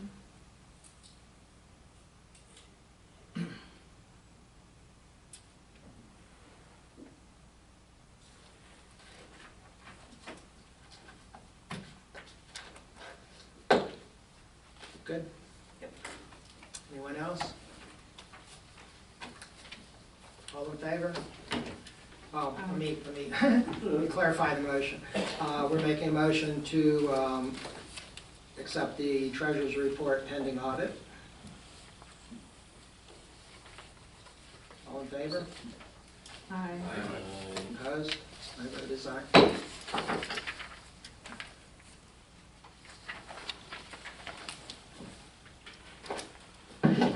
But you're still gonna change that one Yeah, I entry? have it Okay. right here. Well, the one entry and change that account Kitchen. as far as the title. For the generator, maintenance. Okay. Are there any updates to Marge Goodfellow Park? The only update I have is the borough was awarded funding under York County Open Space Program, grant program for the feasibility study and master site plan. So that grant was in the amount of $15,000. So we'll be able to match that with development funds and possible borough funds as needed to get that plan done. So we'll be looking for approval to move forward with that project in the upcoming months. Is that something you're talking about too in rec? I'm sorry, I wasn't. The Marge Goodfellow Park improvements, we got the funding of $15K for the study and the park plan. It is something that you should be aware of so that you can provide input. Yeah, I didn't know that. They probably haven't gotten copies. Is There's that nothing- what we've No, tabled it's for? not. Yeah, there's everything Yeah, on the they table. probably There don't was, have copies of any of that. there was only a proposal to provide those services, and then we went after funding to do that. So, and that's just basically to look at the facility and see what improvements are needed and what the needs of the community are going forward to really clarify those future improvements and then have council adopt that as a body as the goal. So you want us to, Nothing's been approved at this point. We're just, oh, I thought you said you had 15,000. We just got the funding for the planning, so. Oh, okay. The 15,000 is gonna go for the planning of the master plan? Well, actually, it'll be matched with another $15K from, that'd be more, yeah. yeah. But this is just to complete the master site plan and the feasibility study. That's all the 15 is going for, to complete what you put in your box here. For your space grant, open space grant. Correct. But it will be more than 15K. And that money will go towards improvements within the park, right, $30,000? That only goes towards the study then. Right. We need the study so we can apply for more money to get the actual. To get the actual stuff, like pickleball or whatever. they're Right, gonna do. exactly, yeah. What would be a timeline on the next step? Next step would be to complete all the grant paperwork, secure the additional matching contributions, and go through that process, and then sign the agreement with the consultant. Okay, sign regulation? We did meet with Solicitor Jones, and we're currently just mocking up some changes that we went over, so hopefully we can have that to council in draft form next month.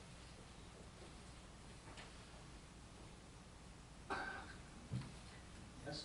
Yeah, that was my side. I think I need to have a meeting at some point with you and Andrew. I found an old contract for Marge Goodfellow Park that We has, don't really own it? yeah, pretty much. We rented it to the Lions, well, the Lions Club rented it from the borough for $1 for 50 years. And I just found it, and I have some questions on the legality of what's going on. So outside of this council, before we do anything maybe down there, I think we need to take a look at this. I just found it today. Is the 50 years up? Yeah, I No. was gonna ask that. It's not up, when is the 50 years up? 1983, I believe. Oh, it's one I What was. is up? Then it, Or no. what? 2083. When was this done? That can't be right, No. but why don't we, I'll why have don't to we look. table it until we Yeah. get the information and we can, Don't even ask me where it came from, I was just going through some stuff, and I, It's signed. yes, it was signed by the old council. Remember that, Dennis? Nope. Let me see. I was shocked. Was it year round or just for the terms of the carnival? No, it's year round. It basically states that we are the lessor, they are the lessee, and any income generated from any of the buildings or any activities at Marge Goodfellow Park are to go to the Lions Club. That they are renting the entire playground for $1 for 50 years. Was The Mark, same thing as we did with VFW. was Mark They did Goodfellow? Donnie, do you remember that? Well, would that be in Mark Borough minutes? Goodfellow line? I have the actual signed Is document it here dated so somewhere. they can at least try to narrow it down? How about before we yeah, before we, try to figure out what it says, let's see what it says. Yeah, that's why I just wanted to bring it up before we go any farther, and here it is. Can you send it to me, Kim? 1993, dated October 11th, 1993, agreement of lease, Borough of New Freedom as lessor, to New Freedom Lions Club as lessee. can you send it to all of council, please? Yeah, sure. I'm not gonna do it right No, now. you don't have to do it, and then Yeah, you send I it will to do that. Dave, too? Yeah, Dave, you should probably see that too. Oddly And standard. Andrew, of course. Well, of course. But he had 50 years, he said. Well, 20, what'd I say? What'd I say? Look, there's a lot of questions. Does it Yeah, say let's- entire park? Does it say one or 93. two buildings? Does it say they have to maintain it? I mean, how about before we jump to any conclusions? Yeah, I just want us, that's why I said, ask for a meeting so that we can take a look at it. Okay. Do Yes. you want to make We a won't. motion to table that until? Well, I mean, it's Oh, there's nothing to table. it's not a thing yet. Yeah. Let's wait and review it. Do and then we'll- anything yet, but I think we should look at this. Oh, yeah, before we- absolutely, yeah. Well, it sounded like you knew what he was talking about, because you answered that we don't own the park. Do you know something about this? No, I don't, I He just a asked, joke. he asked her, you saying we don't own the park. Because the Yeah, look, we the own look it, on but his we face lease was it. like, Yeah, we don't own the park. apparently the borough leased it to the Lions Club for 50 years. Well, they Okay, do with their well, let's- sign on it. yeah. You Why don't still we- own it, but you're leasing it to the Right. Lions Well, Club and let's- all the buildings. yeah, let's figure out what the Yeah, terms yeah, yeah, are. I and- just- yeah. One So council. we'll all take a look at it, and next meeting, we'll make sure, we'll try to have a meeting between this meeting and the next meeting. Caught That's me fine. off guard. Okay, yeah, it's a little interesting. Stormwater channel on North Constitution, update. The only update is Arrow has made the application to DEP and Army Corps of Engineers to make those improvements to that swale. So now we wait again. Okay. All right, we have an example of our quality of life ordinance. And the intent of this is to provide a method of giving people violations without going through the magistrate. It'd be basically a ticketing.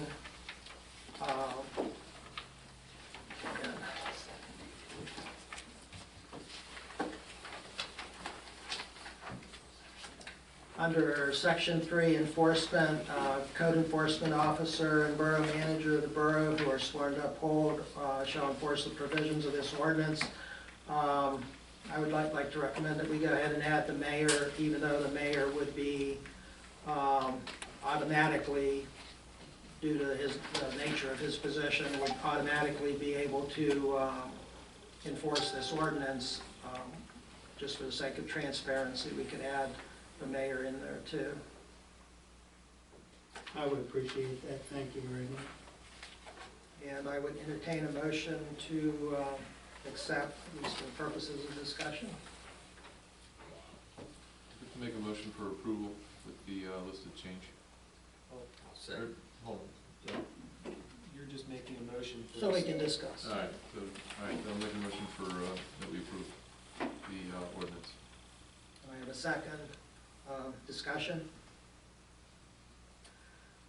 I brought up about having the word shall, that it should be changed to must in here, and was told that it means the same thing. I located shall versus must Supreme Court case. The United States Supreme Court ruled that shall really means may.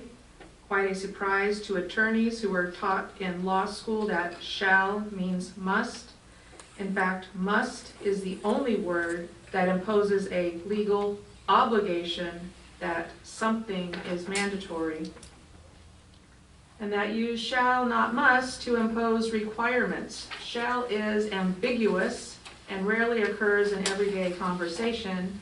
The legal community is moving to a strong preference for must as the clearest way to express requirement or obligation. So I would again ask that shall be changed to must so that it is clear. So then that whole shall not steal kind of leaves you some wiggle room there. Yeah. Must not. It's from the Supreme Court. Dave? Take a look at it. Okay. I can tell you that 98% of the ordinances that I read for our municipality and the other one says shall. It does not say must. Yeah, I was, Yeah, that's why it talks about attorneys, you know, not legal community. What's the case citation so I could read it?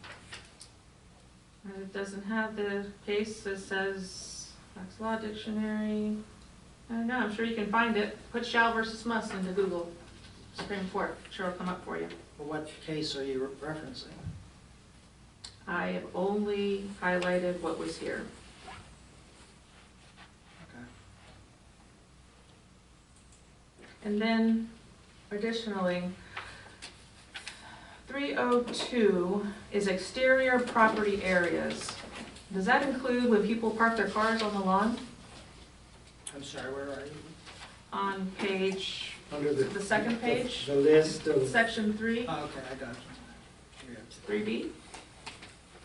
302 says exterior property areas. Does that include cars parked on the lawn? Not in the International Property Maintenance Code, no. And that's where all of these come from? IPMC? Chapter 158, yes. is there anything that we felt, I know you put out a request, that if there's anything else that we put in here, I didn't really get that much of a chance to read it. I didn't know it was gonna be pretty much exactly what the Spring Grove Well, was. it's Is not. there I mean, anything else that there we was, feel we should? that's up, the last direction was that council was to have suggestions back by February 1st. I didn't receive any suggestions, so I picked these sections out that were clearly addressing for a code enforcement issue and added those in. That's up to the discussion of council to add additional sections or remove sections as you see fit. So can cars on lawns be added in? I'm sorry? Cars on lawns be added in?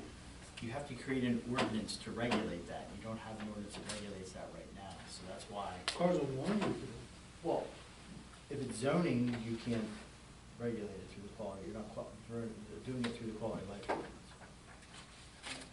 Gotcha, okay. So what you do is you look at these ordinances and you say, what can we ticket, what's a violation of the underlying ordinance that's listed here?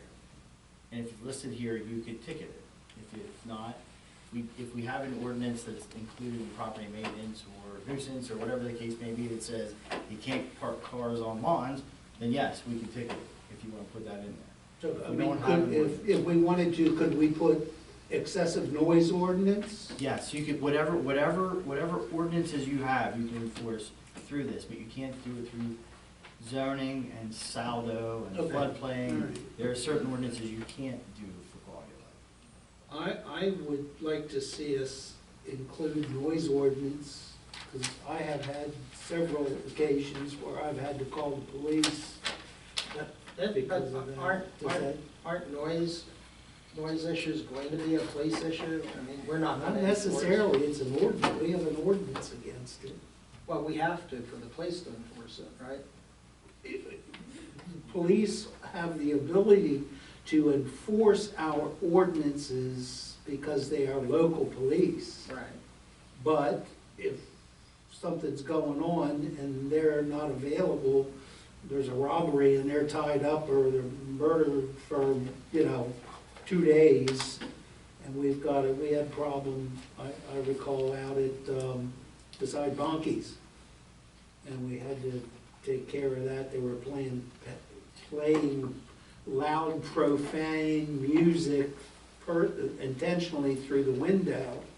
And people were taking their kids and leaving because they didn't want them exposed to that. If the police aren't accessible at the moment, I think that's something that, Yeah. Wade, you, me, should be able to, issue a, That chapter is 144, which is titled nuisances.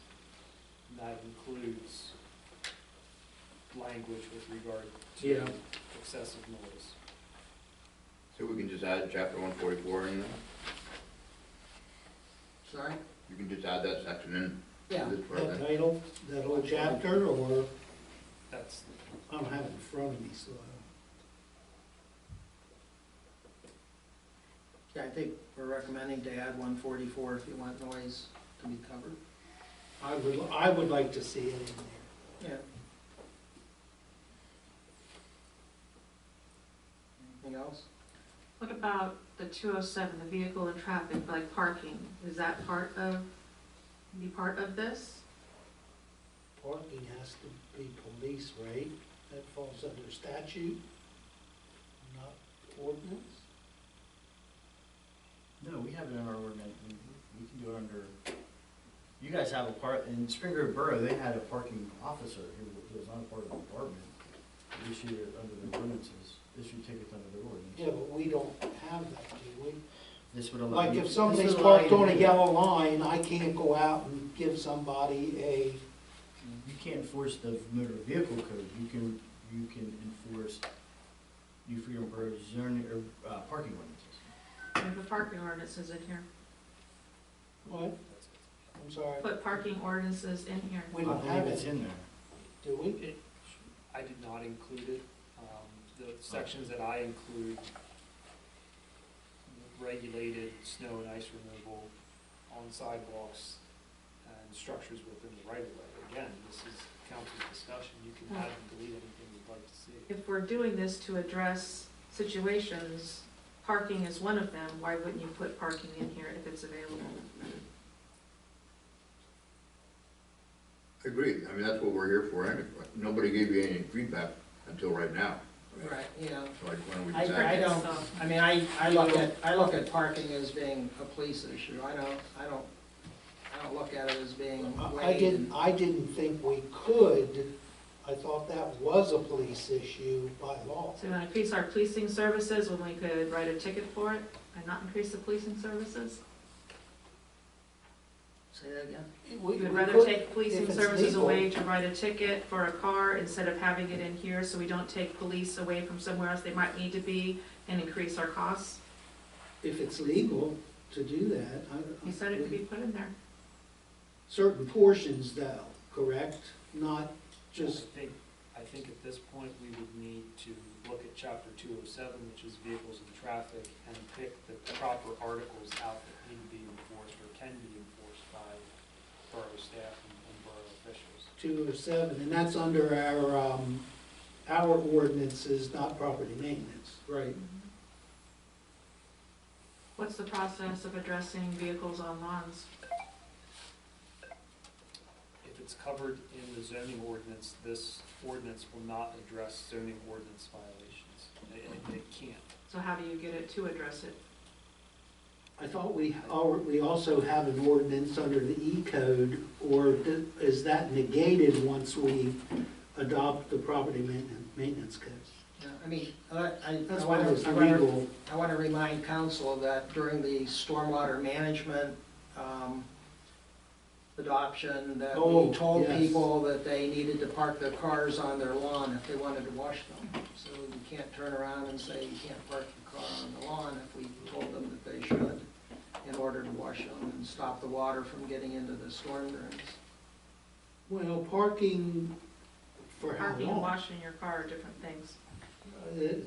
Yeah, I understand what you're, You can come up with an ordinance that regulates that if that's what you guys want to do. Regulate what?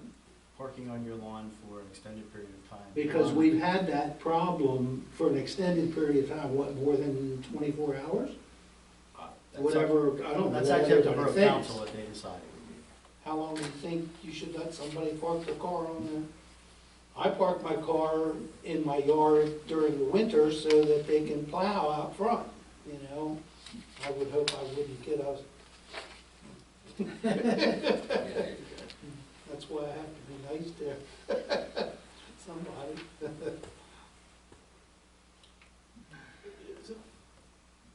What's the difference between temporary and permanent if you look at the law? Depends on how you define it. Well, I want you to define it. Somebody else had to define it someplace. Sometimes when you have like mobile homes, people living in mobile homes, they say that's less than 30 days. Some places say it's less than a week. Shrewsbury just changed theirs to 3 days, I believe. It all depends on how Borough Council wants to define it. What do we think? Do you want to regulate parking online, I think is the first question. Well, yes, because we've already cited people for doing it. If you have a zoning ordinance, you can do it under that, yes. Is that what you're doing, Andy? That's what I'm checking.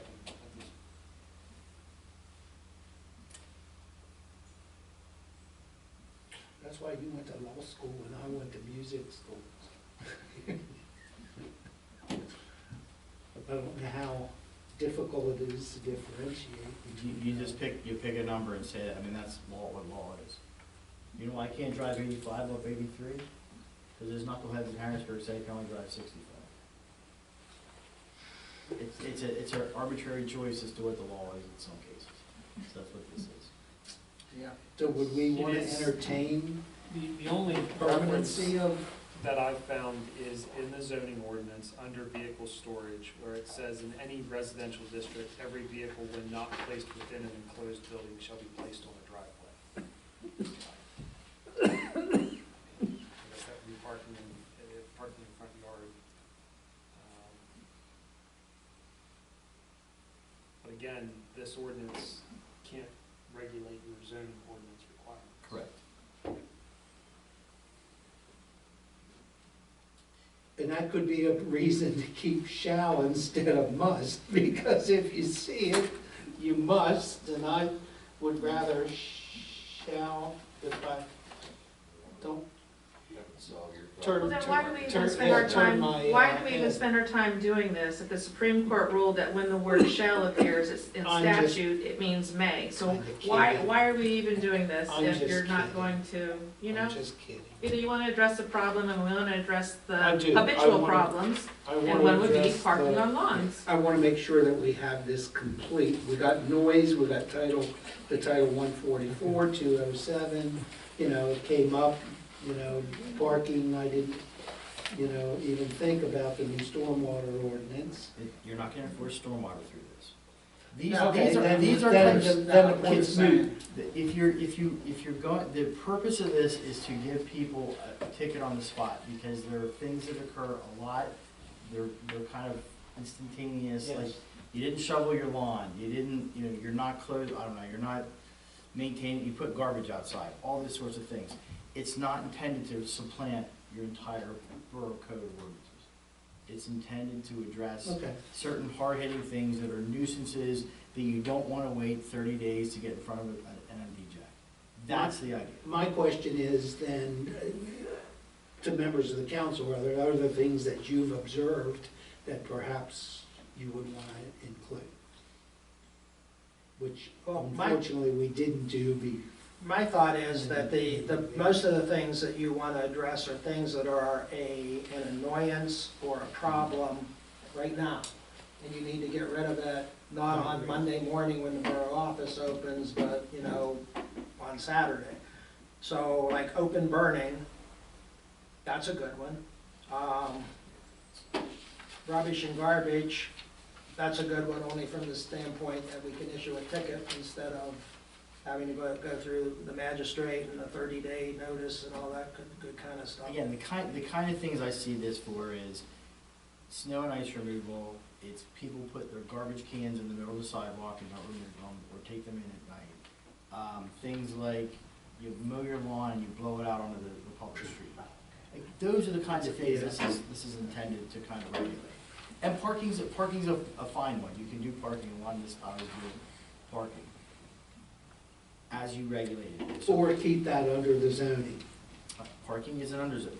Parking violations, like you Parking on your yard. Right, parking on your yard maybe is how we would regulate it today. If Borough Council believes it's a bad enough problem, we can create a separate ordinance to regulate that. Maybe as a part of our nuisance ordinance, I don't know. You have to look at where you want to regulate that. Typically, that's regulated by the zoning ordinance, as general. Which we have. I mean, we made a huge problem on Dickinson go away by allowing Nick to park his box truck in the yard. And then, I mean, and he's working on getting it out of there, but I mean, we can't, I don't think that we could enforce something against one person and then give someone a ticket for it. That's exactly what I'm saying. We have to treat everybody the same. And I think that was a good thing, what happened on Dickinson, because it got rid of a lot of bus problems and trash problems, so, Yep. I don't know. That's fine, I didn't mean to. No, you're fine. I mean, I'm just not sure we want to enforce parking. No, because I think it's not an emergency situation. It's an ongoing Noise in. situation. Sorry? It's an ongoing situation.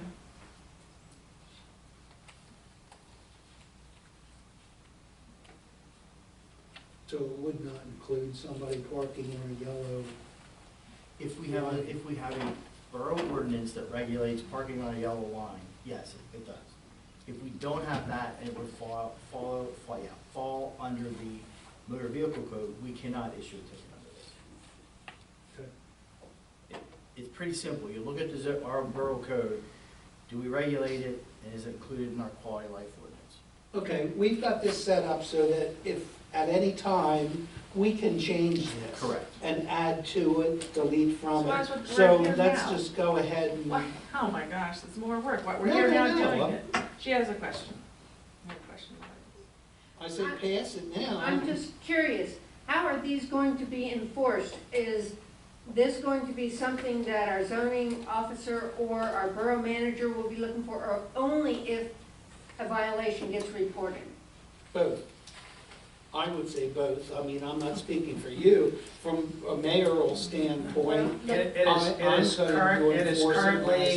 is currently the consensus of council. Give you an example, the lady that came in here with the garage, if no one had ever reported it, she could have had her garage there for the next 50 years and nobody would have ever said anything about it. We're not gonna go out and look to see if you have a problem on your lot.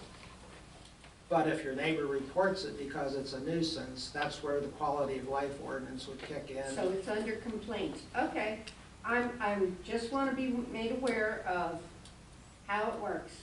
And is this going to be an incremental thing with the violations or no? Yes, it actually provides for escalating. The first offense is $25, the second is $50, within the same 12-month period. And it doesn't have to be. it goes all the way up to $500, I think. I believe so. You said by complaint, mayor said both. Well, under council's current direction to the borough manager and codes enforcement, they are not to go out and fly a drone over New Freedom and find every person who has a shovel out of a shed in town. That's not the intent. That's what the borough council has said as direction. And again, for what it's worth, these are typically violations that jump right out at you. They're not, I mean, they could be hidden somewhere, but not shoveling your sidewalk, blowing grass out onto the street, blocking the sidewalk, animals running at large. They're things that pretty much jump out. They're not really complaint driven in most cases, other than someone goes, hey, someone's dog is running down Constitution. So I think they're probably a mix of both. Yes, Are sir. all the violations that are stipulated in that code enforcement somewhere on your website? They will definitely be highlighted on the website. They are available on in the code, in the ordinances online, but if we pass this, then they will be highlighted, you know, front and center, so everybody will realize that there's a quality of life ordinance. And the other issue. Can I just finish and then I'll let him go? Is there violations in accordance with our borough and adjoining Shrewsbury? No. We have no jurisdiction to enforce Shrewsbury's ordinances, and they have no jurisdiction to enforce their ordinances. Or the township. Right, How does one address those violations in the other township correct. bordering You our? would have to go to their borough council meetings or Township. to a township meeting. I think it's important to understand why Borough Council is going here. There was some frustration that where someone had their yard too long, we had to give them specific notice, gave them that period of time, then they would mow their lawn the last day, and then we have to start over again before we go to the MDJ to get the compliance. Thank you. And so the idea is to give them a ticket to get their immediate attention to be able to have this done right away. So that we're not waiting on notice periods and notification. So that is kind of why Borough Council's come. And addressing repeat offenders. Right. Right now, the clock just gets reset every time. They could do this 25 times this year, and nothing happens. Thank you. My only question, I don't know if this is nanny state, but somebody who doesn't clean up leaves when there's a large amount that continually blow on people's properties when they clean theirs, is that nanny state or is that a thing you can pursue? My neighbor's leak, you're No, saying I there's. understand. I'm sorry, what was the word you said? Nanny state. Nanny state, in other Oh, words, I don't want to pounce on a neighbor because he's It lazy. generally but- isn't, because it's difficult to show that their leaves came all from their property. Right. I mean, it's certain kinds of trees, so, you know, all the neighbors know where they come from and we've talked, but it's just, this came into my mind as far as a nuisance. It can be when it creates pits in your lawn, if you're the one doing all the work to take care of your lawn per se, and then the neighbors' leaves are never raked and they come up, they create pits over the winter, because, you know, soak in with the ice and whatnot. It just, I thought, wow, well, maybe that's too much government for me. But Yeah, I don't have a tree on my lawn and we've got to break it in the fall every week. yeah, Anything else on ordinances that you want included?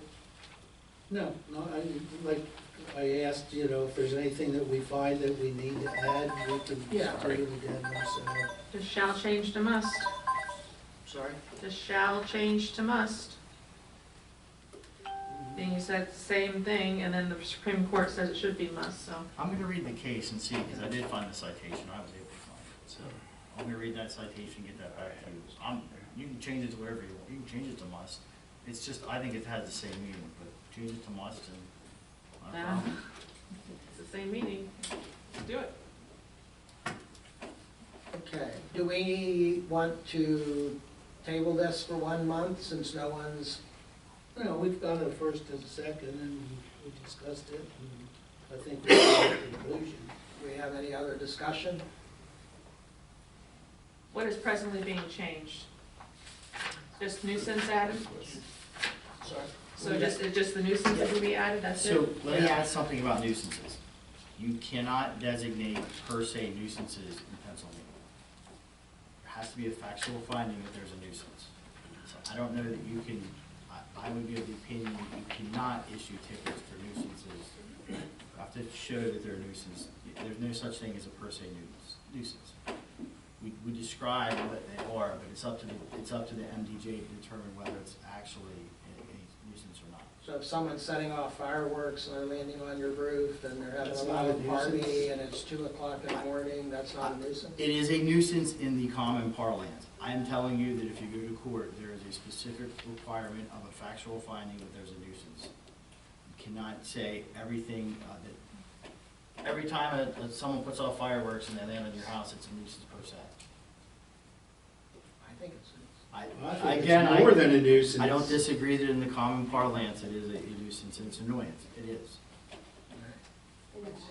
So far what I've heard is that the only thing we're adding is noise, which would be under 144.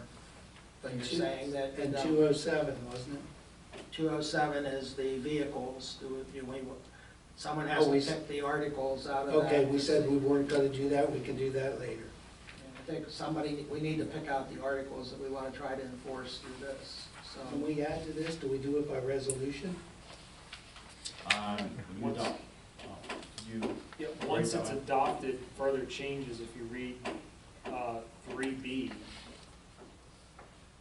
it says from time to time by Borough Council, or by resolution of Borough Council. Okay, so that takes care of that if we come up with something else. All right, so right now we have a motion to adopt it, No. basically, what? No, your motion was for discussion. Then the next thing that would have to happen is a draft prepared and then it would have to be advertised. Right, okay. Add mayor, change to must, and add, Well, change to must pending Dave's input. Doesn't matter, I mean, You might as well change it to must, I mean, I mean, you can put yeah. it, it'll just covers it. I'm of the same opinion as Erica. Okay. So we change it to must and add the mayor, and we are not adding 144 with the noise. yes. Yeah, I was getting- 144. Yeah, okay. And then we'll wait on 207 and pick the articles that are appropriate and add those by resolution when we come up with them. And 277 is what? That's the vehicles, but we don't want to include the entire 207. vehicle. 207, we're just going to pick the articles, like parking on lawns or whatever we decide we're going to pull out of that. Fair? Yeah, and the nuisance was being taken away? No, we're going to leave it in. Noise, Noise, The noise, yeah. nuisance noise. that's 144. So noise, change to must, add certain portions of 207. Correct. We'll have to define mayor. what those are. Oh, yes, go ahead. What is like the protocol for like the noise nuisance? Just, is there like appeals, or if my neighbor calls Kim and says they're loud next door, can you ticket them? And that's part of the issue with Yeah. why nuisance is not per se. Because what some person, when someone, so, and I always give this example. The 14-year-old kid next door to my house loves to shoot basketball in the summer. And he shoots basketball for 6 hours a day. And he's banging off the backboard and banging off the rim and making that sound. For his parents, that's a fantastic sound, because he's not causing trouble somewhere I know where he's at. To me, it's a pain in the butt and it's a nuisance. So that's why you don't generally include nuisances in that instance. Where if kids next door are having a birthday parties in a swimming pool, same difference. So I think that's why it's not usually included in this kind of ordinance, because someone's making a snap decision. I think where I read though is over a certain decibel level. Do we have a decibel meter? I do.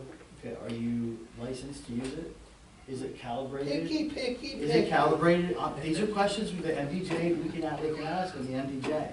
I mean, that's a serious question, like, is my it husband goes to calibrated? grass very early, or our neighbors, they just came from California, they sand their floors in the middle of the night. I can sleep through it, it's not a big deal, but if another neighbor is complaining about said neighbor, and there's citation, like, is there any recourse for the person to appeal it? Call the police and leave us alone. It creates a situation where you have to come to Borough Council or go to the MDJ in that instance. Yes. Well, it's, Yeah. noise is subjective. Yeah. A crying baby to many people is just fine, to other people it's like, fuck. nails on a chalkboard. That's right. But So like am we I, have a- so am we I have a- hearing, we am have I a hearing dog that we're gonna barking strike ordinance. 144? We have a dog barking ordinance of, what, if they, so many minutes an hour, or, But that you could record, you know, I mean, that's, right. you know, you could timestamp it and stuff. That's more, that's easier than trying to figure out the decibels and where you're gonna, I'm just saying. yeah, I know. Is it Yeah, gonna do it? Almost every community in south central Pennsylvania has gone away from decibels because your decibel meter gets out of whack very quickly. You have to calibrate it, you have to have someone trained to use it. So they've gone to a more qualitative noise ordinance that says you can't make loud noises before 7 o'clock in the morning. You can't do it after 8 o'clock at night. You can't do it, you know, there are certain, it's more qualitative in nature that would be annoying to Yeah. anybody. If there were a loud noise at 11:30 at night, most people are asleep. Yeah. Well, we have those ordinances for mowing lawn. You can't mow your lawn before a certain time on Sunday. During the week, you can't even do it before, what is it, 7 o'clock, 8 o'clock, whatever. Andy just suggested that we come back, let him come back with a final draft with the changes that we just talked about, adding in the noise and trying to figure out which sections of 207 vehicles that should be added in. And then he'll come back with a final, and then we can vote to advertise. And must and mayor. We'll just, Fair enough. somebody table it till next Just meeting. table till next meeting.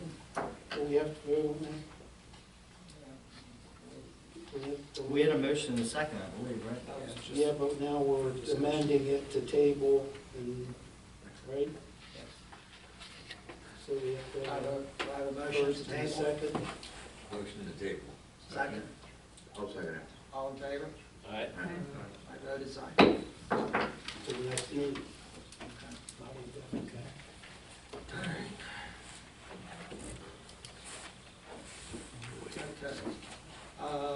Consider authorizing advertisement of an ordinance adopting the intergovernmental agreement of cooperation for recreation with Shrewsbury Township. I'd entertain a motion to approve. Make a motion as we approve. Motion, I'll second it. and a second. Okay, discussion? I'd like to see, the verbiage with the recommendation of rec, that we use 3 rec, committee members. Excuse me, and, 1 council member. So it'd be 4 members per municipality, 4 voting members from each municipality. So that actually says it now. So we would drop down 1 and they would add 1. Yeah, So if right. they want 2 plus 1 and we want 4 plus 1, so we would drop 1 and they would add 1. Right. Todd? Oh, Todd's here? Where's Todd? Todd and Art are both here Where's from Todd? Shrewsbury Are you Township. Todd? You want to be quiet. It's nice to sit on the side of the table. How are you? Well, the thought in discussion, I think with rec and my own thoughts, if we compromise at 3 and 1, that would give us 8 on the new commission. And if we add additional boroughs, if Glen Rock joins or Shrewsbury Borough joins, then we could always just not replace someone who resigns. And then we just can, you know, we could make the commission smaller in that way. That would be my recommendation. I think that's Mary Ann's recommendation from RAC.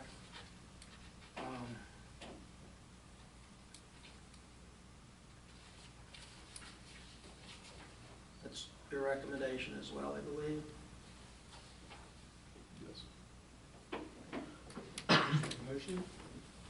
Well, I mean, it already says it, so we just, it actually already says 3 and 1, so Yeah. we're actually okay with what this says, so. So is it rewritten to say that though? Because it didn't say it before. Yeah. or is It actually says it now. It It does says, say 3 members plus 3 1. residents of the commission. Andrew's shaking Oh, wait a his head second. now. Is that what it, Oh, no, it is 2 and 1, okay. yeah. Yeah, So so it we would have got to that be amended. changed to 4 residents total. So Three three and one. members plus one liaison. Right, 3 residents and one council member or supervisor. So that's where we are right now. Do we need to change the terms from 3 years to 4 years? Well, it would go on, yeah. Since you're gonna have, Yeah, it would well, go, the you have to council, have this staggered. the council person could change. Yeah, I think probably it would make more sense just to have the members, the non-council members change and then the, Yeah, The so ordinance- leave it at 3. The agreement needs to be modified, and then we have to be adopted by ordinance. So we have to advertise an Okay. ordinance for adoption with the agreement attached to it. Are you so okay? I would entertain a motion that we advertise this with the changes recommended pending Shrewsbury Township's approval. I don't want to advertise it if we're not moving forward. And if they don't approve it, then what? Then we're back to 0. Basically, it falls on the floor. You need a second, Andy. I was gonna say, I'll second that. Is there any other discussion? I really would invite you, I mean, if you're not, if you think that this is not gonna work with 3 and 1, I would encourage you to just tell me now, so. Well, again, I represent the Board of Supervisors, there's 5, so I can't speak as to how they may vote, that I do not know. I guess the question I have, and we want clarification, the initial agreement was set up that it would be 3 voting members. Of those 3 voting members from each municipality would be 2 residents at large and 1 elected official. That was the original, right? Yeah. So I'm understanding now we're looking at increasing it to 4, so it'd be 3 residents at large and 1 elected official. Yes. Okay. I guess the only thing I would clarify is, I don't know what you want to call it, a liaison. I think that's confusing terminology, because typically when you have an appointed board, you have those that vote, that's actually the board, or the commission, whatever it is. Liaisons usually just basically a representative. They may participate in conversation, discussions, but they're not a voting member, so. You're right, yeah, that's actually, that was our old language that we had, So, I guess what you're proposing would be 4 from each municipality, with 1 of those 4 being an elected Correct. council member or board member, so. Yeah. Again, I can't tell you, it's more agreeable, I would think, than the 5 that was proposed, or discussed last week. Okay, well, how about if we send it back to you with that language? Yeah, our board meeting is on March 6th, so you may want to wait until your next meeting before you authorize any advertisement, just to make sure there's nothing else to work through. And I think we can amend the motion to say that we would send this to Shrewsbury Township for approval. Agreed. All in favor? Aye. Opposed? No, Reason? 'cause I just don't think this is a good deal all around. More taxes, more use of our equipment. Our facilities are gonna be compromised by a degree unknown for our own citizens. And if people wanna look back at the January meeting, 1 hour, 16 minutes in, they could see the hour-long discussion that we had before, and I think it would just take too much to belabor that again. Okay, my vote is aye, motion carries.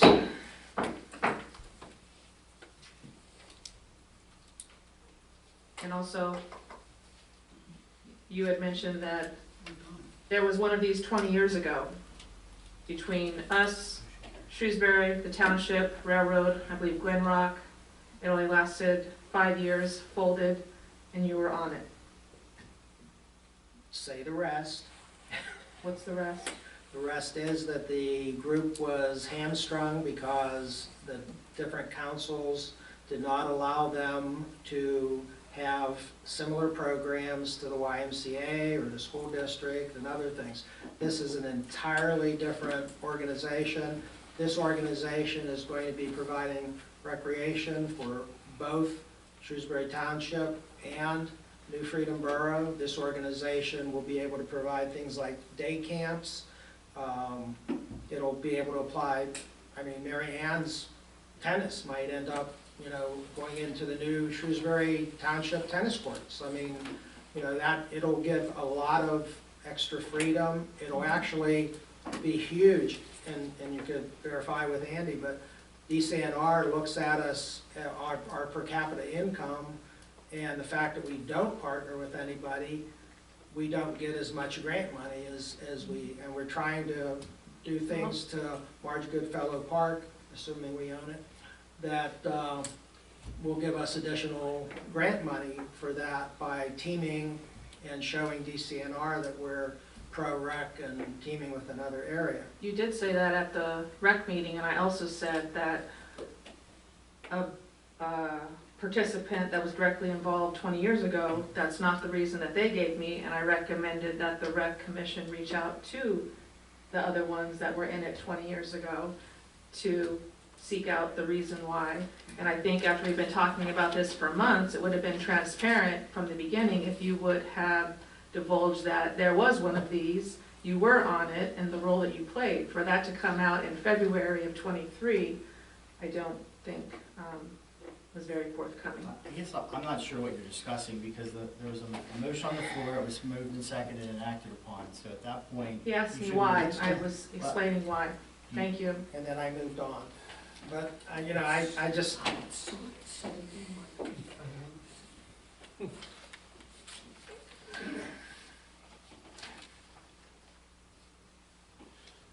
this is going to give us a rec director, which Mary Ann has always been in favor of. I'm sorry, I'm Yeah. Oh. Okay. Which Mary Ann has always been in favor of. I've always been in favor of. I think Shrewsbury Township is in favor of. I mean, this gives us a person who will actually be able to go out, plan activities for citizens. We have a very diverse community now.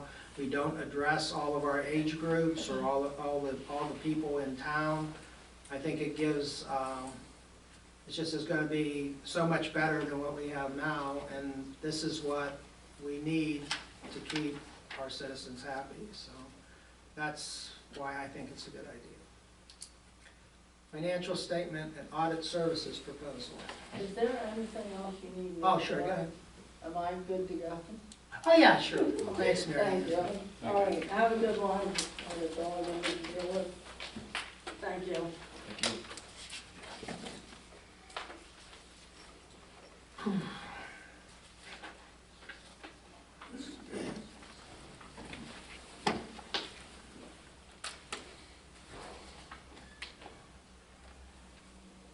Okay.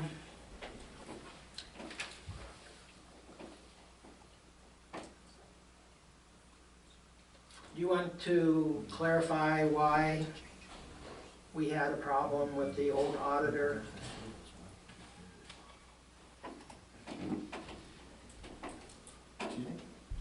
Andy, sorry. With regard to the financial statement preparation? With the $150K deficit. There was, as it was reported at the January meeting, there were inconsistencies, there were some questions on the financial statements as provided from 2021. We attempted to get those issues resolved starting back in early fall of last year as they were brought to our attention as part of the financial statement preparation, taking that long. And we've been trying to work with them to get those clarified. And as council was provided with, there was documentation back representing all the communication back and forth between the borough and the current auditor. And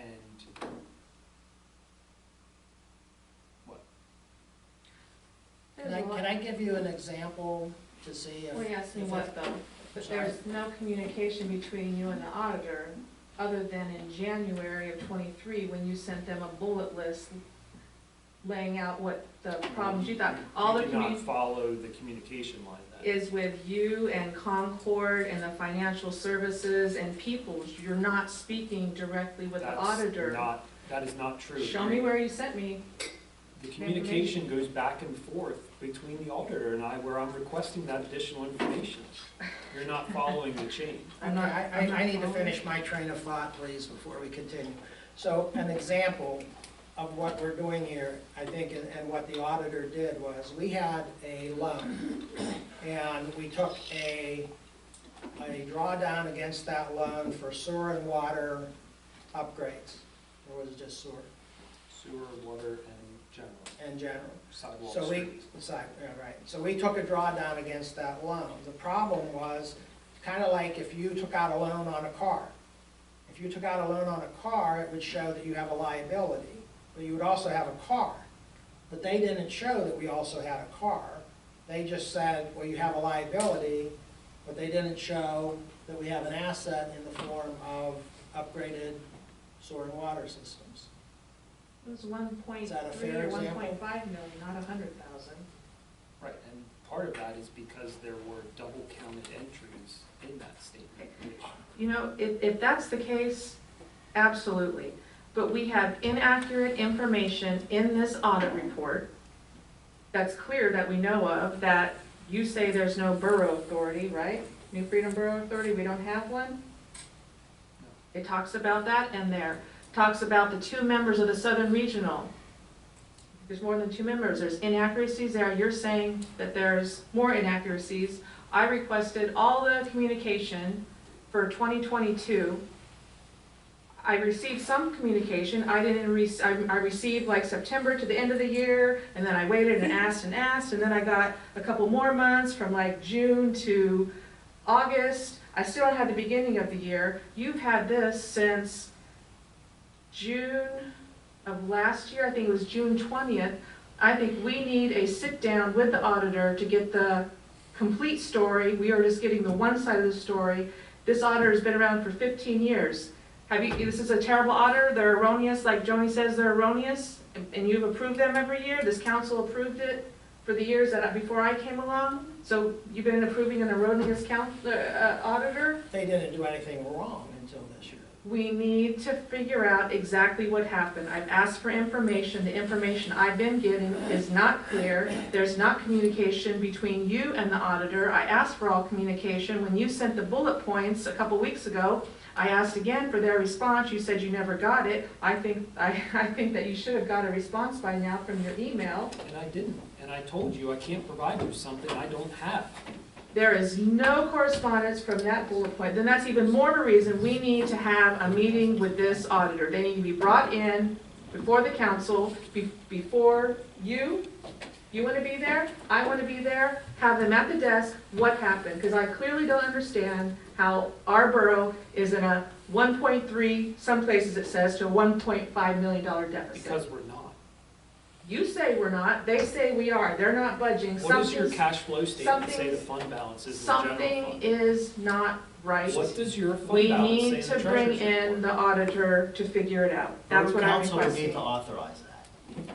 I make a motion for the council to bring in the auditor to sit down to figure out what exactly has happened.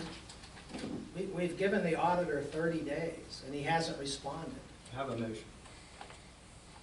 Nobody on this council wants to talk to the auditor to see what happened. I think it makes perfect sense to bring the auditor, but not to you and 2 people, to the whole borough council. Then bring them to the whole council.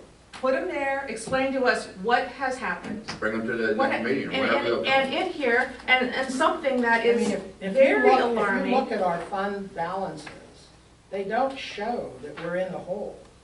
That's the problem. I mean, if you look, you know, it's kind of like if your accountant tells you that your checkbook is in the hole, but you look at your checkbook and it's not. You Okay. check with the bank and it's not. Per the auditor, the accounting policies of the New Freedom Borough do not conform to generally accepted accounting It principles. says that every year. Because we're Well, not that's a- alarming. No, it's not. It's because we're Yeah. not. I would say it is, that's why I No, it's would like to not, come because in. we're not a business. We're a borough, and our accounting practices That are is not different. normal. That is not normal. What are you basing that on? Are you an accountant? I am not an accountant, and neither are you, is why I'm I've asking taken for accounting the classes. auditor. I took accounting classes too, and I don't claim to be an auditor, so that's why I'm asking for this auditor to come here before this council to explain why they refuse to change these numbers, because I haven't got that answer from this borough office. Because You I can't haven't gotten the provide you answer from the something I accountant. don't have.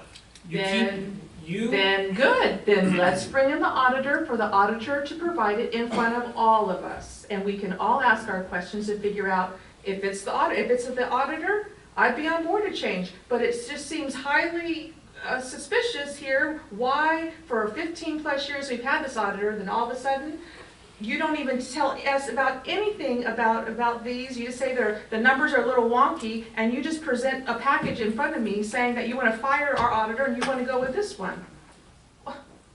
You know, I mean, Right, why are you because- going out and looking for an auditor? That's the council's choice. Before you come to council and say, this is a problem I'm having, I'd like to go out and get some bids. You just arbitrarily did that on your own. I guess, does the rest of council have any, why are we only hearing from one? Because the councilman? Get Along Gang isn't going to say anything. We're not the get-along gang. Absolutely. I said, bring them Who here speaks in a up here? meeting. Him and I speak. Him and I, that's all that speaks is him and I. David has the floor. Never mind, never mind. There is a motion on the floor. The motion doesn't have a second. Nobody wants to see the auditor before us to explain this. If you've given the auditor 30 days to explain it, they could have we would have been more than happy for them to come in, to write us a letter, to tell us what was happening. They have not done that. They are showing numbers that are obviously not accurate because... I don't know that they're not accurate, because I just have one person telling me it's not accurate. I want the auditor before me to tell me that they are accurate or they are not. So, now wait a second. Let's back up here. You asked for information, yes or no? Yes, I did multiple times, and I still So- haven't received it. That's incorrect. You were provided all the information. The Well, answer was yes or no. You were I provided. have not been, if you say that you've talked to that auditor, because I don't have anything other than in January of '23, where you put the You bullet just have points to out to follow them. the email chain. Oh, I did. I cut it all up and I pasted it out on a piece of paper. There's the email chain. Show me where the auditor is. There's Mark Kephart, That's the Daryl. auditor. Mark Telling Kepler's Mark the auditor. no impact to the income statement. That's all it says. You keep saying one thing. There are nothing in these emails that say what happened. Nothing. And then there's attachments, and I don't have those attachments either, so I don't know what you're talking about. So I request the auditor to come before us. I have made the motion. Nobody else on here wants to second that, to see the auditor before us, to know why there is a deficit. We took out $8 million in loans in '21. No, you did Nobody not. wants to, No, no? you did not. It's not in here, That's- $8 see, million? There you go again. There's not $8 million in loans. No, How you much did is not there? pull $8 million. How It's much a in there? construction drawdown loan. There's still $4 million sitting in there to be drawn down. So now, you want to talk about facts? Get the auditor here before us.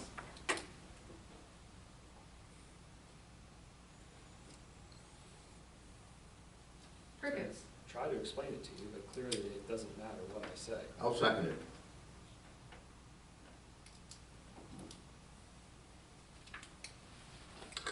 If it's the auditor that's in the wrong, what is the problem of having them here before us to explain it, to prove your point on what you're I trying to say? never said that that was wrong. I'm trying to explain to you what happened, and you don't want to listen to the facts. That's Why don't we it. let Andy speak for like 5 minutes or so and let him go through? I'm not going to say anything different than already has been said. It's not.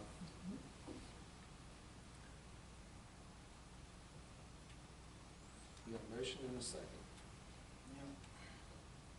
And the borough authority, when did the borough authority go away?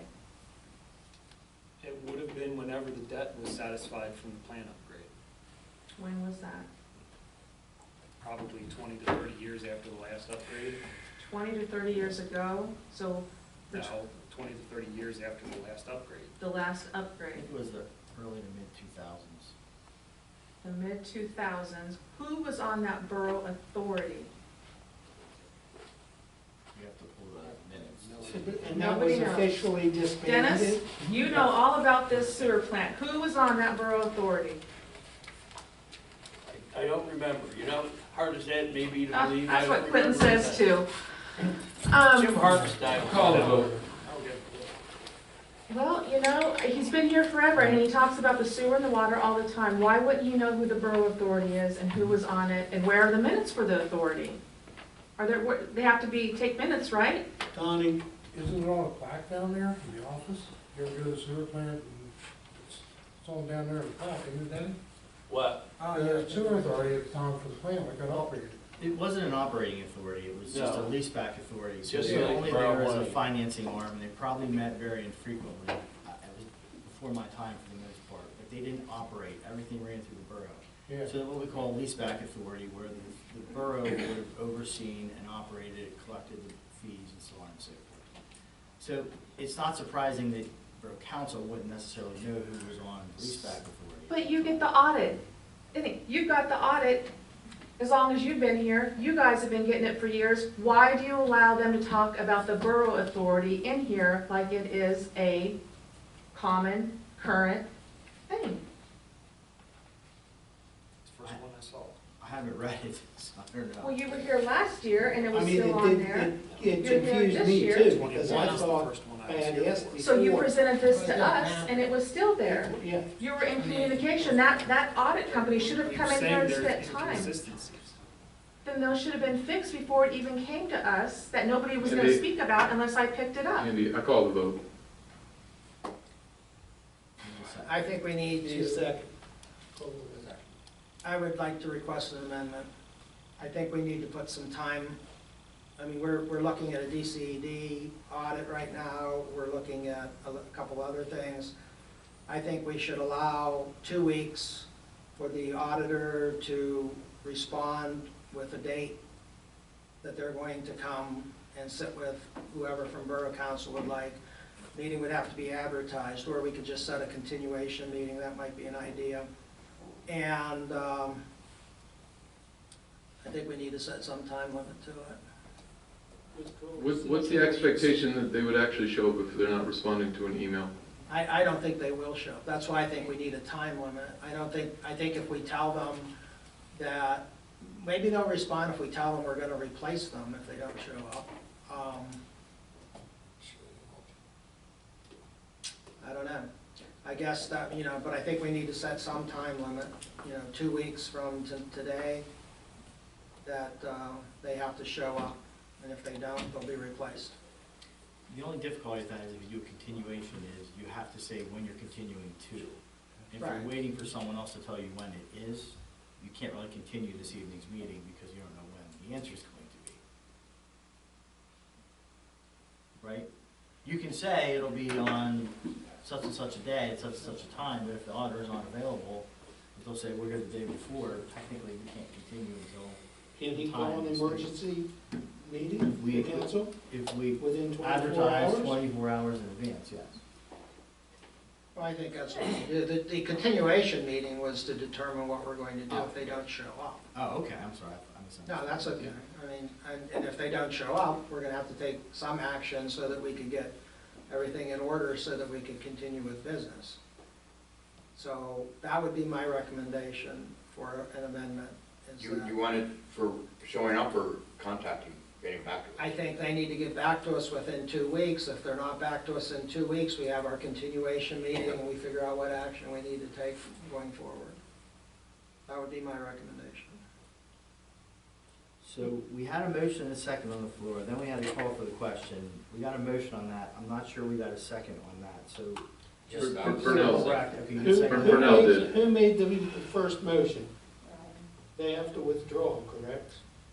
No. Or Matt. Or amend. Or amendment, or to add his piece in. Okay, you're amending. I had made the original motion and Dave seconded. Yeah. Right. I mean, I'll change my second, if you change your motion to amend it.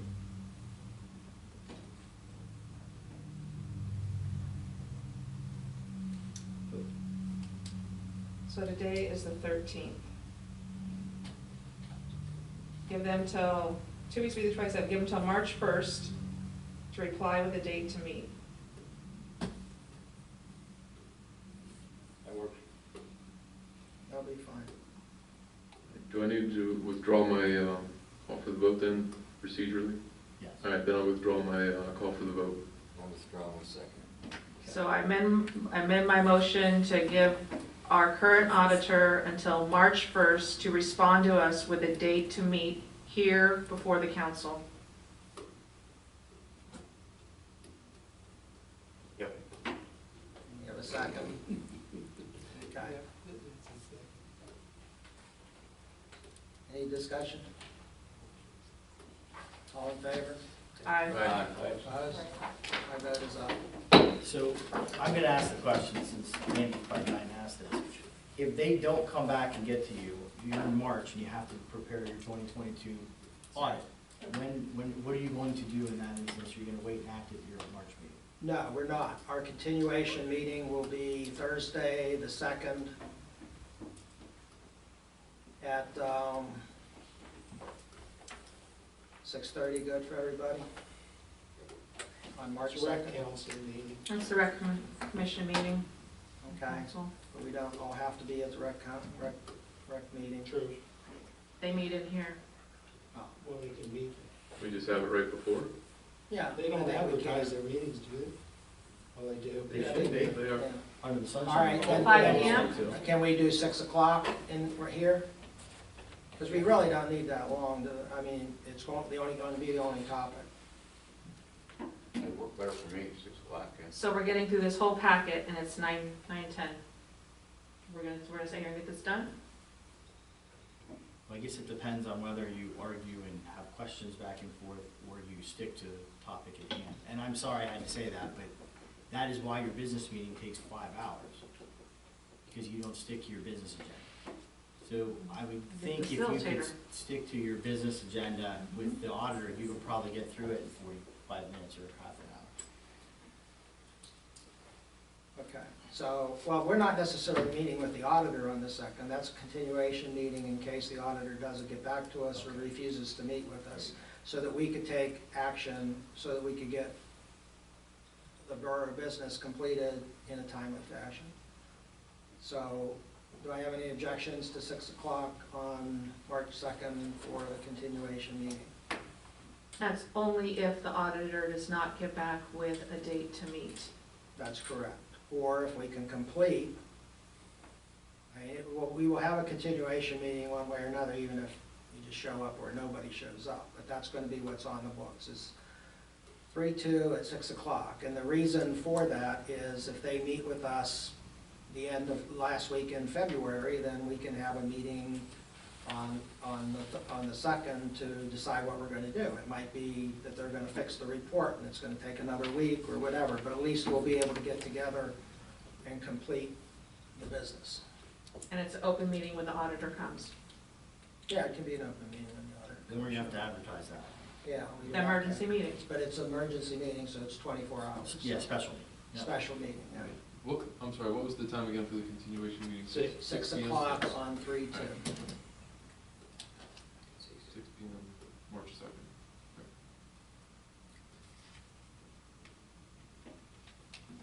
Can I ask you a question? Sure. If you all have to decide to get a new auditor, does that give the new auditor enough time to get the reports that are due in April? No. So then what? Our current auditor would. Reports can slip, it's okay, it won't, it's not like it'll be a, But we'll also pay a premium if we have to get a new auditor to do it, correct? you know, have to do what we have to do. Okay.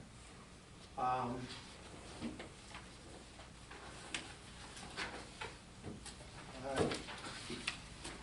do want to point out a couple of things.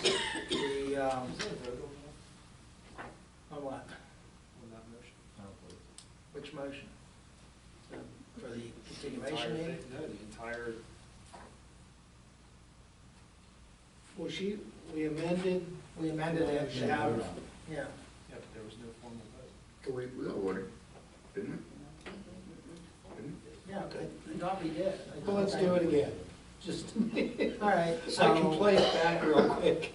no, so the motion was to have the auditor come in and give them no later, or they have to be here no later than, or No, at it was least they a would response by reply. 3/1.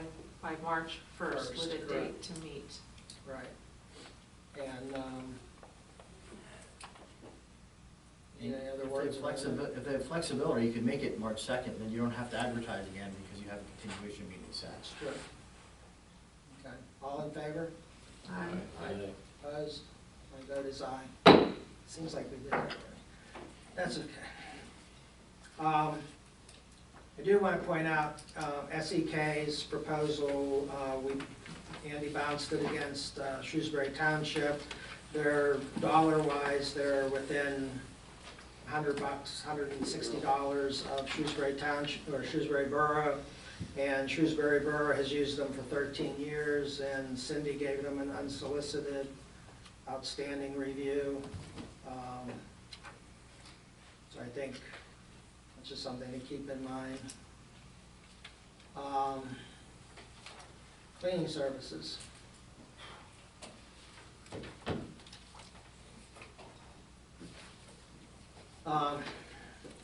I'll start.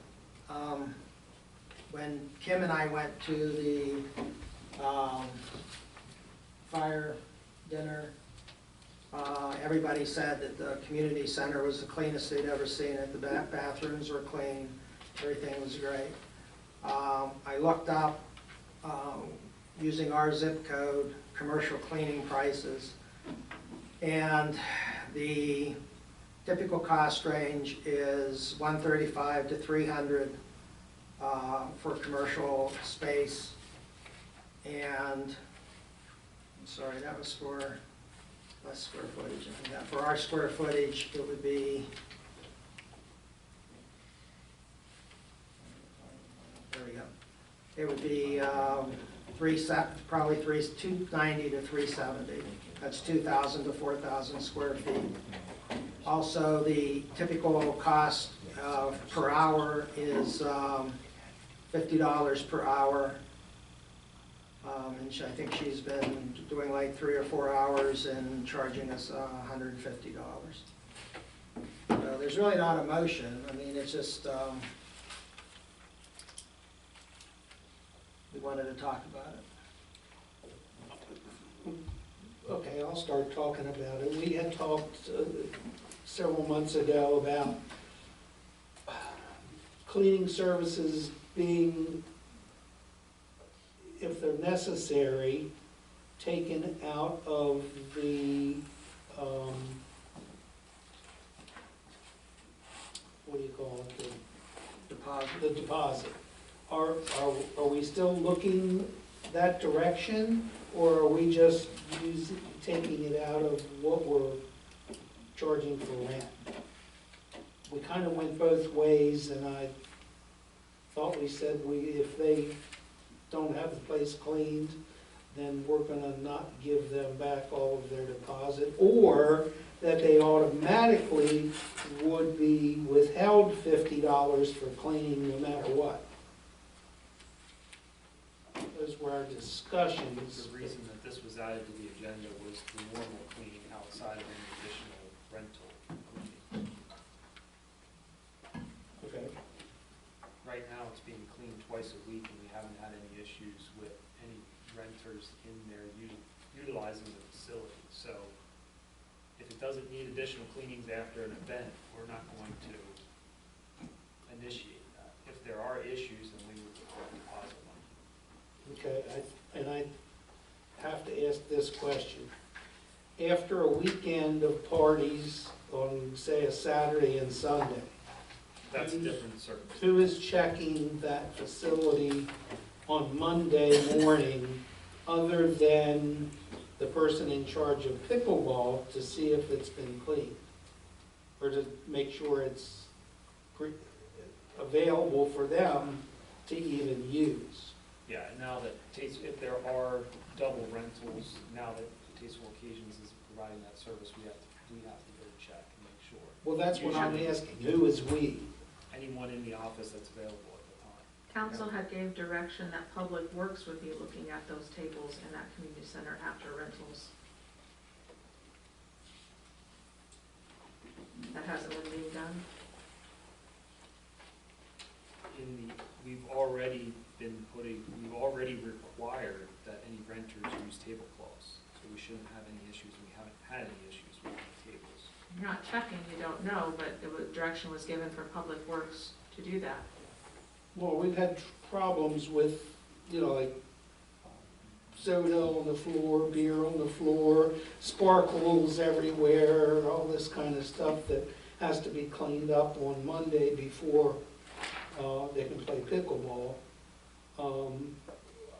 I'm thinking somebody maybe from here could, on their way into the office on Monday morning, could stop, open the door, look, say, oh, the place looks good. You're gonna know right away whether it's... That would go back to somebody renting it and not giving them back their security deposit. Correct.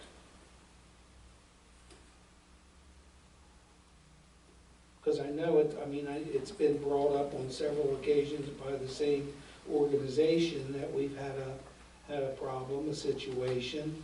I was Remember, also we We've had still other having parties. problems?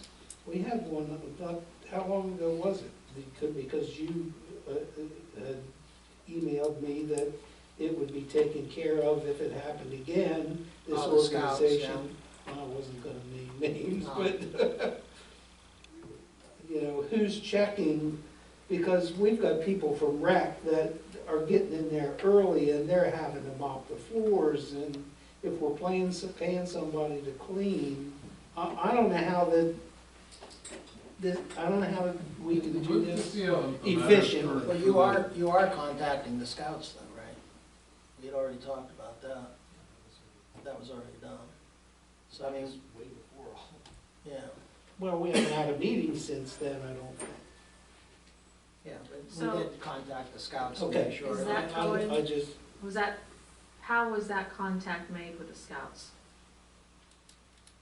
We're talking about something that was back, not recently. No, it was recently, I thought it was pretty recent, yeah. within the last month. Since our last meeting, talking about any leaseholders are going to have verbal and then written communication and put in their file for documentation. Last meeting that was discussed. I didn't say it was at the last meeting. It was a couple meetings ago, but that's what was discussed, and that was the direction by this council. So with the Boy Scouts leasing rental of there, and should have something for record kept on how they're leaving it. But my question still is, who is checking to make sure after a weekend of partying that that place is taken care of and ready for the next person that's renting it on Monday morning? There will be a borough employee that will check that on Monday morning to make sure if there were weekend rentals. You have, Okay. like, the Tasteful Occasions stopped. I know, I catering understand services as that. of end of I just, January. This is way before that. This is ongoing. Well, I'm talking from here, what happened, happened. Let's go from now on and forward and make sure that we all are on the same page as to who's going to do what. And make sure that if it's a pigsty on Monday morning, that it's reported back to the office and somebody does not get their security deposit back. Okay, well, I think he's answered that we're gonna have a That's, borough and office that's employee fine, check. that's fine. Yeah, And then paying her the 8 times a month, that's $1,767, and over the year is over $21,000 paying for just cleaning it, when the community center brought in just a tad over $45,000. I don't see how this is attainable to have her in at this cost of twice a week.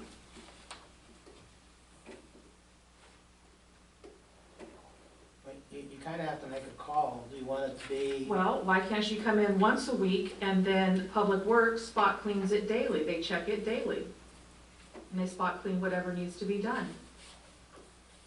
I have a question. This I think is more of decisions for the day-to-day operations being Andrew, not the council. That is my. This is the people's money. Understood, and I'm not saying that it's not. But spending $21,000+ just on cleaning that community center when it barely brings in over 40, that's, you know, even with the leases raised, if that ever happens, that's like nothing. And then when you look at the community center rakes, expenditures is between, we'll say 90 and 100,000.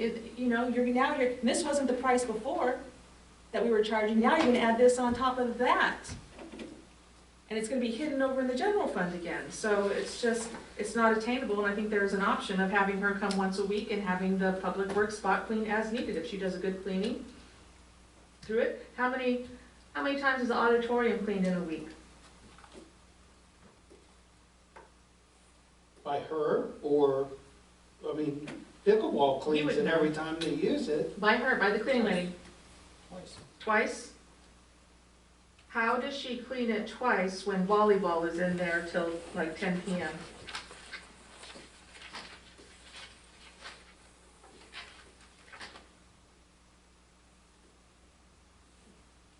She's staying and she's cleaning. Is she clocking in? How do you know what she's cleaning and what time she arrives and goes? Is it the honor system? So was this volleyball supposed to mop up the floor when they're done? No, I'm asking, You don't how's she cleaning the auditorium Well, when the that's- volleyball players are still there? Well, I'm just saying though, the volleyball's supposed to clean the floors when they leave, so Well, he says she cleans them twice a week, the auditorium. I don't know. I guess we have to start checking every one of our contractors and everything to make sure they're using every square inch of pipe or every ton of stone that they're, I guess we gotta measure stone now when we get it delivered to make sure it's within parameters. I mean, that's Well, I really what I you're, like your hyperbole because this is the people's money. So don't you want to know what's being cleaned, how often, and how long it's taking versus you're just letting her come in and clean what she's cleaning? I don't know what she's cleaning because nobody knows what she's cleaning. How is that a fiduciary responsibility But when you to care have, for that when you have community center? when you have a community center that everybody is now starting to rave about, that it's clean and the bathrooms are clean and everything's good, she's obviously cleaning. I mean, it's clean, so therefore she cleaned it. You know, you're not gonna, I mean, you can't hire an employee to follow her around to see if she's actually cleaning. I mean, she comes in during the night, you know, the hours when the community center. What are her hours to clean? But see, this is what Ryan was trying to get to. This is not, Borough Council doesn't care what hours she cleans. I care what hours she cleans. What hours is she cleaning, or we don't know? I don't know. I asked for That's not I'm something- asking Andrew. I asked for the contract to the community, for the community center cleaning with her, and apparently we don't have a contract. It's a handshake agreement. You know, does she get a W-2 or a 1099? it's a 1099. She gets a 1099. So, I mean, did she even have a background check? Yes. She had a background check. And does she have liability insurance? That's up to her as a 1099 employee.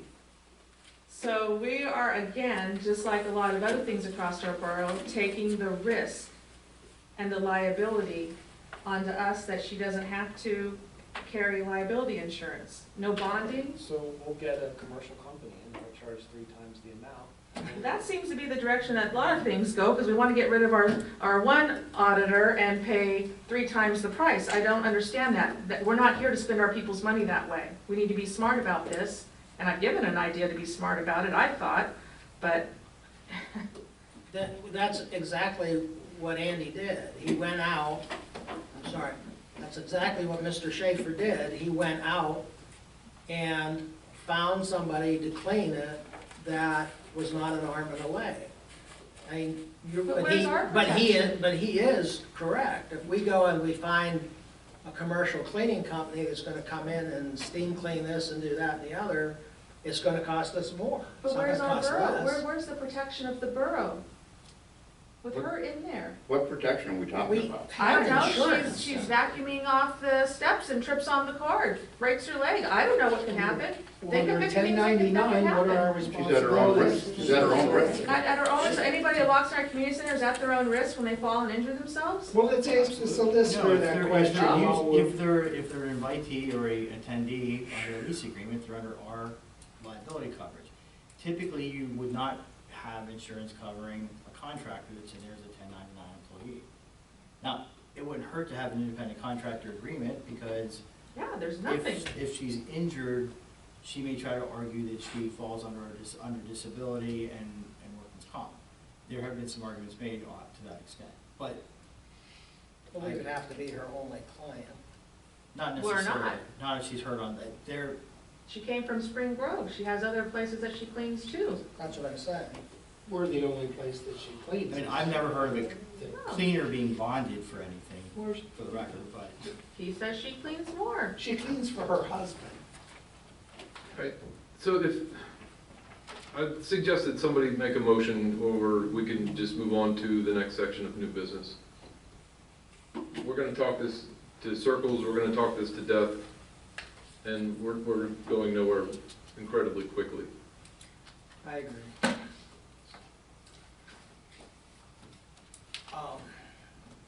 Does anyone have a motion that you want to make regarding cleaning? What are we to talk about next time? Sorry?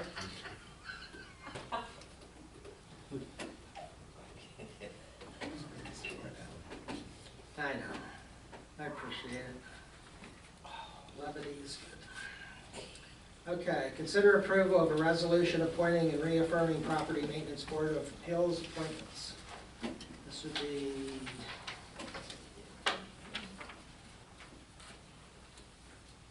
where's the, oh, okay, jeez. Need a motion? Yes, please. Make a motion that we approve the resolution affirming appointments of the New Freedom Borough Property Maintenance Code Board of Appeals. Second. I have a motion and a second. Is there any discussion? All in favor? Aye. Aye. Opposed? My vote is aye. Consider approval of a resolution authorizing Rose Fire Company services and participation in events. This is kind of a blanket instead of having to get each individual event covered. So it's for Did fire. this change from the one you put out on the agenda? I thought the agenda had the list of. So list on the back page. Oh, I apologize, I'm sorry. Yeah. Does this have to be redone every year? Yes. Okay. Is there It's a any- resolution. It's for workers' compensation purposes. Yeah, I understand, we usually do it individually by event, I just wanted to know if we had to do this every year, or if we only wanted to add an event. Well, apparently we have to add what our new Sesquicentennial parade, Huh? May 20, And, right? You would, if you're authorizing it to work. Yeah. Yeah, we are. We just add that on. I would entertain a motion to approve the Rose Fire Company police participation with the addition of the Sesquicentennial Parade. May 20. second. Second. I'm sorry, I thought Andy was making the motion. Oh, yeah, I think I just said I'd entertain. But I'll make a motion that we approve it with the addition of the one event for Sesquicentennial. Sorry, I thought you said you made the motion. And I'll second. Any discussion? All in favor? Aye. Opposed? My vote is aye. Okay, consider approval of the McDade reverse subdivision lot consolidation plan.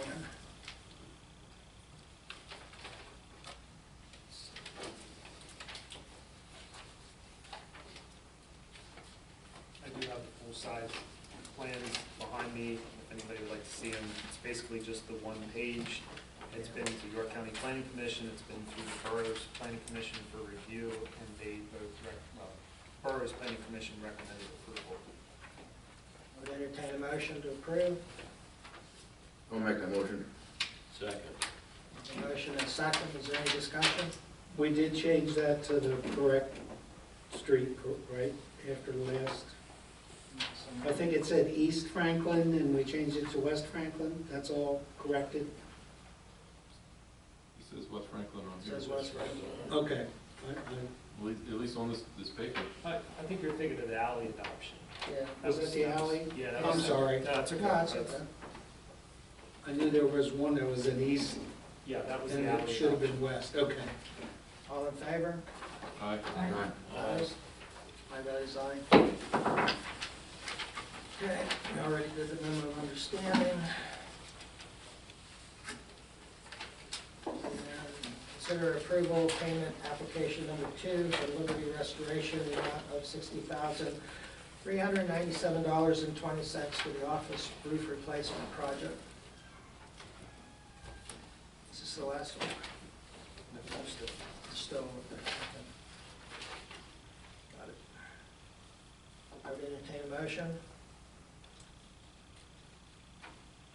So moved. Second. A motion, a second, is there any discussion? I didn't hear what you said, is this the final payment? It's No, not, there's it's still- six- there's How still much? 16,2, 42, 58 left. And when do we expect this to be completed? It's But it is complete, this is complete. just the retainage. Oh, okay, because I saw somebody up on the roof, Now, in case I get a nail in my tire. like the police. Yeah, Three yeah, flags. all in favor? Aye. Aye. Opposed? My vote is aye. Consider approval of the bond reduction request from Mercantine Builders by $295, $980.50. These are public improvement bonds that were held that all relate to public improvements, more specifically all stormwater improvements. So there's still about 130,000 still left to be held in bondage. Would that be enough for them to uphold their other obligations? Well, this is just public, this is just stormwater. Oh, that's just stormwater, Yeah. okay. That was really the only, because it's private streets, private community, it's really just the stormwater that we're holding that. Okay, gotcha. Thanks. I would entertain a motion. So moved. Second. First and 2 seconds, any discussion? I would consider denying this because of the water issue that's been created for the Hitty Russell properties till that is resolved. I think the Corps of Engineer, I think they determined that it didn't have anything to do with Burkentine. It has to do with the fact that the pipe was put in and the pipe is actually blocked. They might say that, but Brigantine built that up there. That's what was done, even though But that somebody. pipe was also done outside of the right of way of PennDOT, correct? Right. And, Done by the landowner's free will. right. The And whole EPA backside of never the would have let property them do. had a berm built in the up. stream. In addition to Kohler Point, all the issues that we have with Kohler Point. Well, you still have 130K held for the, I mean, it's not like. Did your engineer Pocket recommend, change. did your engineer recommend approval? I understand what your concerns are, however, the improvements that relate to the public security, or the public bonding are in place and have been inspected. That is outside of